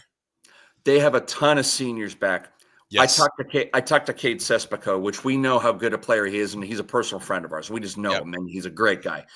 And the first thing I said, why are you guys going to be good this year? He said, we have so many seniors. We have so much experience. Mm-hmm. Now, they lost wide receivers. You saw it. The offense took a hit. The offense absolutely took a hit. However, they get the best passing quarterback in the Lackawanna Conference. They got Nick Bradley back. The kid has got a full scholarship to Auburn to play baseball. When you've got the defense that they have, you can't help but compete. And they beat Delaware Valley last year. That game, to me, whatever week it is, week 4 or whatever it is, it's a coin flip. That's how close it is. And it's because it's up at Delaware Valley. It's a different place to play up there. Yep. It's going to be a coin toss. That is going to be a heck of a game. Both of those teams are very, very good. I saw the opening game. I saw that the regular season game that Delaware Valley won it in the last 30 seconds of the game. And you guys saw the playoff game that we did. Knights won it in the last minute of the game. I'll be honest with you. Yeah. The best game I covered last year. Yeah. Crazy stuff. And they had, and to a man, I talked them up there. They said, we had Hollidaysburg. We had them. Yeah, they did. They had them. They were this close to knocking them off. Would have been unbelievable. Okay, and they know. So when you learn from losses like that, or you make it in like that, and you go, "Wow, we can compete with these guys," then that's something. And so watch out for Abington Knights. That's why I asked Billy to put them in as honorable mention, because there's just something about a team that gets to that point, that has that good of a defense, is that well coached, has a good community behind them, and they have that many seniors. You might catch lightning in a bottle. There you go. Yeah, can't argue with their defense. Really can't. From the edge, Nope. they're going to have the best pair of edge rushers in District 2. I agree. I agree 100%. We're out here dealing with redhead Teejay Watt, who's just lighting people up. I mean, Jake, you saw it. I mean, it's a joke and it's funny, and we love the kid. But Cespeco in himself, really good football player. He explodes off that outside. Yeah. You saw it against that game against Delaware Valley. 3 sacks in the final 2 minutes. That put Delaware Valley back and on their heels. That's a giant, man. He's a gentle giant. He's not even the only guy that they have. No, he's not. Best defense in Lackawanna, in my opinion. Real nice kid, gentle giant, great. But get him on the field, he'll kill you. Literally. It's typically the kids that are really nice off the field that are the best football players. You got to talk to him. We get a chance to talk. Just tell him who we are and tell him who you are. He'll love you to death. He's a great kid. He such a great kid. Yeah, the kid. There's not many kids I can just go, I really want to see it. This kid, I hope, goes places. He is just a great kid. I really want to see him go well. So, yep. Anyways, and now our top 5. Let's go. Oh boy. And our last Wyoming Valley Conference team, and we've talked about them multiple times, and these are guys you know very well, Jared and very EJ, well. The Dallas Mountaineers. So let me tell you about Dallas real quick. Crew. So this is going to be a very interesting year for Dallas, because they're not top heavy senior, junior, sophomore. They've got a huge mix. Now they're probably their biggest class is sophomores, but there's a load of good kids. And the problem with Dallas is, for the other teams, the longer you let them be in the weight room and continue to get that confidence and just pound the weights and just be in there and get their conditioning in, they're going to come at you now in waves. There's going to be a number of kids. Okay. Yeah. Coach Manello, in my opinion, is the best coach in District 2. I do not think it's close. And it's not because I'm a Dallas guy. I've watched. There's other coaches that I want to believe that are really good. I think Steve Jervis is fantastic. Jervis Armstrong's the other one. Fantastic. I think Terry Gallagher is awesome. I think all these guys are great. Coach Manel and Randy Spencer, awesome. Great Armstrong, coach. Riverside. Larry Armstrong, great coach. Coach Rich Manello is phenomenal, and he's got a community behind him. And when you have that much behind and you just pound this into the kids' heads every day, good things happen. Yep. And I don't know what's going to happen this year. It's going to be very interesting. This is something I want to bring up, because this is why I think Manello is the best coach in District 2. Now, I'm not knocking Dallas, but let's not beat around the bush. The last year or two, their O-line has been small. Yep. Right? Yeah. And last year in itself was a disappointment, I would say, especially how hyped they were. The year they went to states, they overperformed. Those kids played out of their minds. And I even remember from playing Dallas in high school. I mean, that's just a team. Now, I'm not saying any of these kids are bad athletes. I'm not at all. I'm just saying, you look at some of the schools like Prep and even Riverside, Valley View, Del Val, and they have like kids that you could say, this is a number 1 kid in the area. Dallas, they do have kids that are in that talk, but they don't have kids where you're like, this is a number one kid. But Manello, he gets the most out of every single kid that wears that uniform. There it is. That's why he's the best. He He's gets the most he gets out of the best out of every kid. That's right. I remember covering Dallas and even playing against Dallas. Some of Yep. these O-linemen are like, 5'10" and like 190, 200 pounds. And look at them. I mean, they kill it. I know. They kill it. I know. I can't figure it out either. But it's that staff, and it's Manello, and it's the conditioning. And you're not when he says we're going to be in Sunday doing power cleans, he's not joking around. He means it. They do. He means that that's what they're going to be doing, and everybody better be ready because he's going to make them do it. And it's not because he hurts the kids. The kids want to go in and do it, and forget it. And that's another thing too. Yeah. Those kids are so bought into it as well. I mean, a lot of other programs have bought in kids, but for the amount of work that Manello puts them through, it for them to be bought in is also a reason why those kids get the program that all of the Wyoming Valley Conference teams want to be. They want to be. Everybody looks at it and says, "We want to be like Dallas." Yeah, and it's and to a degree, Wyoming area, because those two schools have really pushed it. But at the end of the day, it's been Dallas. It's been Dallas. It's been Dallas. It's been Dallas. There you go. So you're right, Jake. Yeah. And I agree. Coach Manello, best coach in District 2. As a matter of fact, like you said, Jake, with what he gets out of all the players, he gets everything. Lenny Kelly is one of those kids. You remember remember Lenny Kelly? Small kid, broke his, I'm not sure if it was his ankle or something in his knee, a bone in his knee. His freshman year, I was there. Parted off the field, terrible. He comes back his sophomore year, and from then on becomes a problem. His senior year was the year that they went and played Thomas Jefferson. He was ridiculous. A kid as small as him, who had already went through a bunch of all these injuries and all this other stuff, hurt himself wrestling and all this other stuff, and he got stuff out of him. Again, proves that Manello's the best. But here's the other thing. As far as today's Mountaineers, because we're ranked today's Mountaineers, I have heard some rumblings that the running game is going to be pretty solid. If there's anything Manello knows, it's that solid punch you in the mouth running game. He's like the Bill Cowher right now. He just wants to punch you in the mouth to play good defense, and that's his coaching scheme. I love it. Let's just say this and move on. If Dallas, more than likely, I can't see another 4A team around that will play on their level. It's going to be, no, it's Valley View. We haven't gotten to them yet. We'll get into that. I was just going to say that. So they'll probably, they've got a good shot. Dallas does it playing for a district championship. Fine. Yeah. And we'll see what happens. We'll see what happens. Yep. Here's the thing. If Dallas has a slight, we didn't quite get there, I would watch the hell out for next year and the year after. Because I'm going to tell you right now, I know what they have coming. And everybody better look out in 4A. Everybody better look out because statewide. It's not even funny. Yeah. It's that next wave again, and here it comes. Get ready. Yeah. It's going to be a killer. All right. And now our top 4, which are all Lackawanna schools.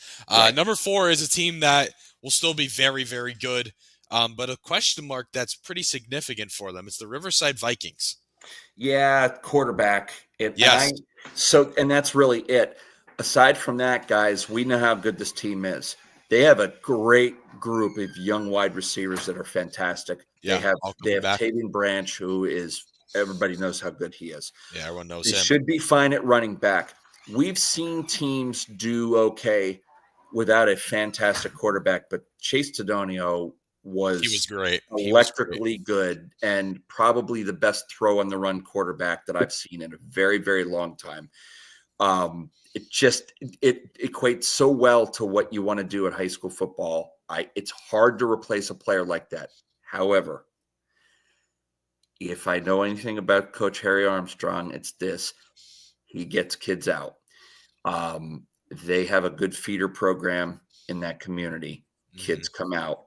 They believe. They don't fool around. They've got the big boy pads on right now. I saw it.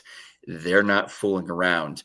So it's them and Dunmore, I think, in 2A. That you're going to be talking about that all year. Dunmore and Riverside 2A. That's what we're going to be talking about. So that's Riverside. I think they'll do enough at quarterback. They're going to figure it out. Yeah. There's plenty of things you can do.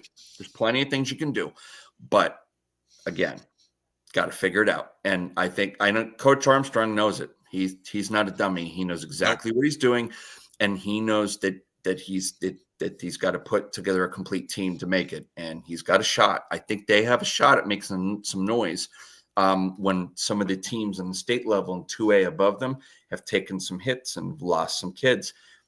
If he gets it together and this team believes and runs the table and then comes in maybe week 10 and beats Trail, then we're going to be talking and saying, yes, that's going to be the eye-opener there. Get ready. So we'll have to see, but they could listen. They could be average, or they could be very, very special. Who knows? Yeah, agreed. Riverside, solid team, top 5 for a reason. Honestly, it could be any day of the week that we may end up ranking them top 3 or whatever. It depends. It's boom or bust on how they handle the holes that they have, which is the singular hole at quarterback, and I'm sure they will find somebody. Yes. How do you not, especially with all the people around you?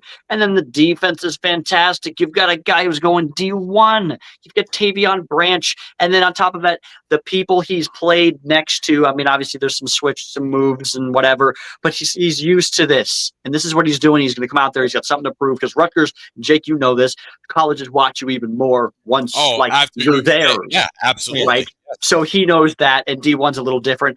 Between that and just how good of a program Riverside is, I mean, they are one hell of a program. I'll give you one There's other thing. no way. They're not going to be – there's no way. Riverside shouldn't lose any close games this year because they far and away have the best kicker in District 2. D'Amico is the best kicker by far. Oh, yes. They shouldn't lose any close games. If he gets anywhere within his range, he should be hitting it. The kid is phenomenal. Phenomenal. Yep. Yeah. And now we move into our top 3. Number 3 is the team that, we have brought up before that could challenge the Mountaineers of Dallas. It's the Valley View Cougars. Yeah, and they lost a couple of key players. They did. They lost Kaharski. Quite a bit, actually, if you really look at it. They lost Kaharski. They lost Preston Reed. They lost, I think they lost the quarterback Sawinski. Yeah. They lost a few kids. But what do we say about the best programs? The best programs have kids coming in.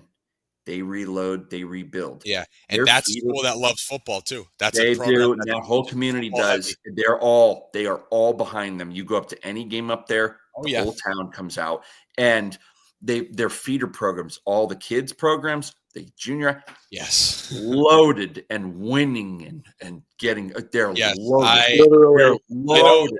I know quite a bit about Valley View too because my uncle. Who was actually a coach at Dunmore for some time. They live in the Valley View area. My cousins go there. They're younger. They're little kids. They're not football players, but I just know that area is huge for football. My aunt teaches at Valley View, and the Henses family is related to me through my aunt. Actually, I don't know if I've ever told you guys that. I'm not blood related, but through my aunt, I'm related to the Henses family. So cool. I know that whole area up there is just big, heavy football. I'm very familiar with that area. There you go. For that. Go to any Valley View home game and you'll find out that it is one of the toughest places to play, on top of the fact that they are competitive every single year. There's no such thing as a bad year for Valley View unless you're talking maybe 6 or 7 wins. Actually. Yeah. And that's how you know you've got yourself a program. They're top 3 for a reason. That's it. Yeah. That's it. And so I think – obviously, losing Reed. Now, I cannot exactly remember if they lose that Casey Maldberger or whatever, but regardless of the fact, they've got some losses. But the fact that you already said it, both of you said it, it's like a football mill up there. They just that's fine. We have replacements for all of this stuff. And then we have replacements for those replacements, because once you sign up for the youth programs, it's like, you don't play youth football. You're playing high school football starting in the 3rd grade. It's like, okay. And they do it right. Good. They do it right. That's why they're so good. That's the thing, too. They know what they're doing. If you look at their teams from the last, 5 years, you notice that it's different faces every year, and yet they're still solid. It doesn't. Yes, exactly. 100%. Yep. Keep going. What do we got? Yeah. Give me the Mason Rudolph. Let's go. Yeah. So we got our top 2 now, and they're teams that we've talked about. This one we talked about quite a bit already. It's Lackawanna Trail. The Lions. Yeah, we can move quick through these guys. We love these guys. Great group, family atmosphere. It's small community, 1A. Going to compete high at a state level this year. I really strongly believe it.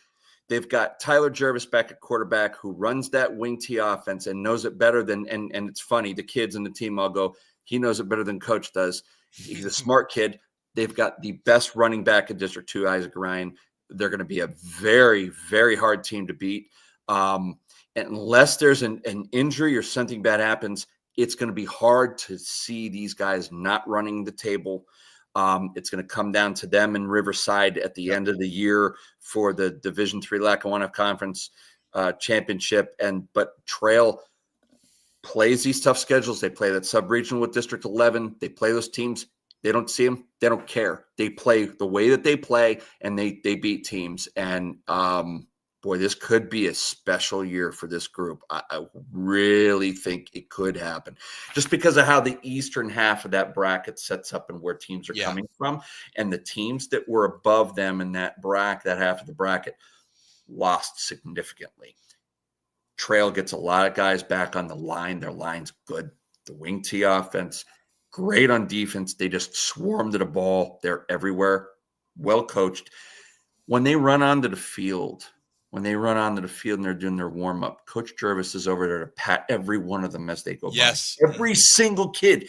And that is a special program. So that's why I love them. And I think that it could be a special year for them. I got a chance to cover Lackawanna Trail a couple of times last year, and I've made a lot of friends over at Lackawanna Trail, fans, students, players, coaches, all of them. And I got to be honest with you, the multiple times that I covered them, the one that sticks out to me the most was their loss in the state playoffs. And the reason I bring this up is the Muncie game. Game at Muncie. Wow. Cold. Oh my goodness, was it cold? But their body language after the fact, you could tell the kids were upset that they lost, but same exact time they kept to themselves. And that's a coaching thing. That's hey, we're not going to cry about this. The seniors are like, I got a chance to play for this team. I'm really glad I did. And then the underclassmen, like I again, talk to Coach Jervis, talk to his kid who's running the freaking offense as a quarterback.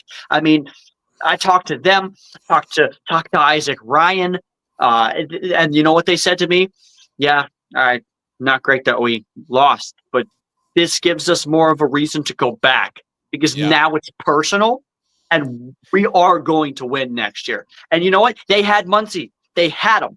You know, and Muncie, you all know about Muncie. I was just saying, I watched your video, EJ. That game was awesome. Killer game. That game was the best game I covered all of last year. If it wasn't the Abington Delaware Valley game, that was the game. And let me tell you something. Killer. That was a great game. They, as good as they were last year, as much as it sucks losing guys like Meach and stuff, they still are a fantastic team. And if it's not the team above them, this is the team that may make it to the state final. But it's going to be tough. They have the bracket on their side. They have the heart. It's just a matter of winning that playoff game this year. They always get to that point and then they hiccup. Don't hiccup this year. Just tell you this real quick. When I talked to Coach Jervis up at Lackawanna Conference Media Day, I said, I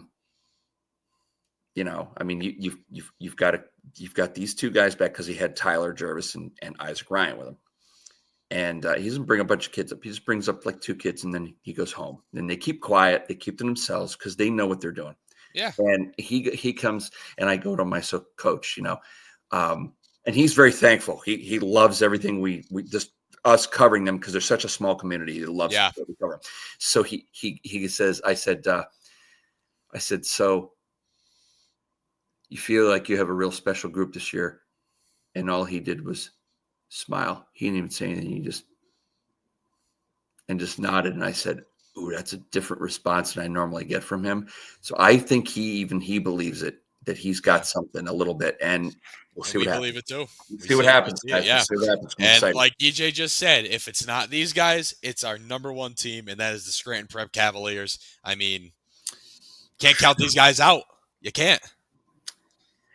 It's a tough haul for them. at the state level, the teams that they're potentially going to face in their half. And again, I don't want to get ahead of things. What do I think? I think it's Scranton Prep and Wyoming area for the District 2 championship again. I do. Yeah. I think that when all's said and done, it's knockdown, drag out. I think that's what's going to happen. Prep has the potential to have a very special type of offense that people aren't going to figure out what's happening because of senior Will McPartland. He's so good. There's so many things he can throw if he needs to. He can run the ball. He's a terrific receiver, and he is a fantastic defensive back, and boy, can he hit. And when you watch a kid like that play, you just go, wow, look how special this kid is. We saw a little bit of it last year, and they exploited things with him.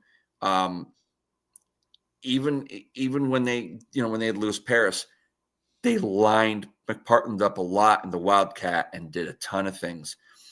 And I will say this, they were up big and it's like Dallas. They say that Manello says this all the time. When you give young kids time under the lights, good things happen down the road. And that is one of the reasons Prep is so good, because they get good kids, but they have good kids behind them that see time under the lights. And that's why McPartland got so good. I remember when he was a sophomore and was only, he was okay, but they got up big in some games. McPartland played a good amount. And all of a sudden, last year, everyone's like, holy cow, this McPartland kid's good. And I said, did you see it? I'm not surprised. He's good. And this is what they do, guys. And they've got the next realm of kids coming up after. They get enough kids. We know how they do it. It's no surprise. Their nemesis is in the eastern half of the bracket. It's either going to be Danville or Northwestern Lehigh again. And we're just going to have to say what happens. And Nittany Pete is right on the money. It's Northwestern Lehigh. It's going to be a big, huge problem. They always are. They have enough. They lost kids, but they're going to bring kids back. Absolutely. And Prep will say the same thing about them. And honestly, they're a top 4 team in 3A. They are. And when it's all said and done, they could make that semifinal, and maybe if they get over the hump, have a shot to play it down at Cumberland Valley. I just don't know. We'll see, guys. And I like that you brought up Danville as well, Jared, because I'm going out there I'm going out to see them this year. So I'm glad you brought them up, because everyone just talks about Northwestern Lehigh all the time. What about Danville? They're a problem. They're really good. So we can't sleep on any of them. Nope. Yeah, agreed. It's all about whether they get over the hump or not. And that's what we saw at Berwick. Dad and I were there. It was a matter of them just needing to get. And the fact of the matter is, they lost Lewis Paris. That was a tough one. That was a tough game. And I think, honestly, had they had Lewis in that game, it would have been a closer game. They might have squeaked through. But again, now they know, they've been there before. They get through the regular season. They just got to get through the regular season healthy. And then they'll be back. It's just a matter, again, getting over the hump. Yeah. And I'd love to see it. Have experience. That's what it is. Yeah. Well, guys, I mean, great group. This was fantastic. This was one of the best things I've done on the show. We got through all the power rankings. We discussed our schedules. I made one of the biggest announcements of all time in Teejay Productions history. Yes. I mean, this was a fantastic show, guys. Thank you guys for coming on, and I'm sure, and our really fellow colleagues. I saw Willie in here. I saw Nittany Pete in here.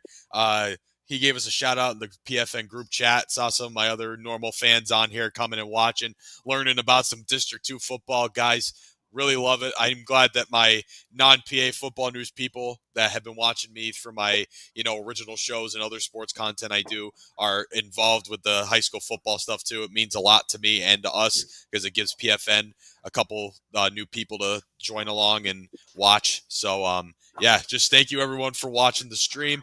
And I might have a new video coming out because Jared, I talked to you, Jared and EJ, I talked to you guys about this. I'm going to be up in Syracuse tomorrow at a very exclusive event. Enjoy that. Mhm. Yeah, I get to see the Orange practice a little bit tomorrow. Oh, check. That's great. Awesome. Enjoy that. So That's I'll gonna be see what I can fantastic. get out of it. I might do a little scouting report on them because there's a pretty big QB battle up in the 315 right now. So we'll Nice. see what's going on there. Nice. Let's go. Let's Enjoy go. it. Yep. Let's go, All right, person from Notre Dame. Yes, sir. Yeah, but that's going to wrap it up for us, guys. Thank you so much for watching tonight's stream. And we'll see you guys in the next video. We got 1 week till high school football season, baby. Let's go. Woo!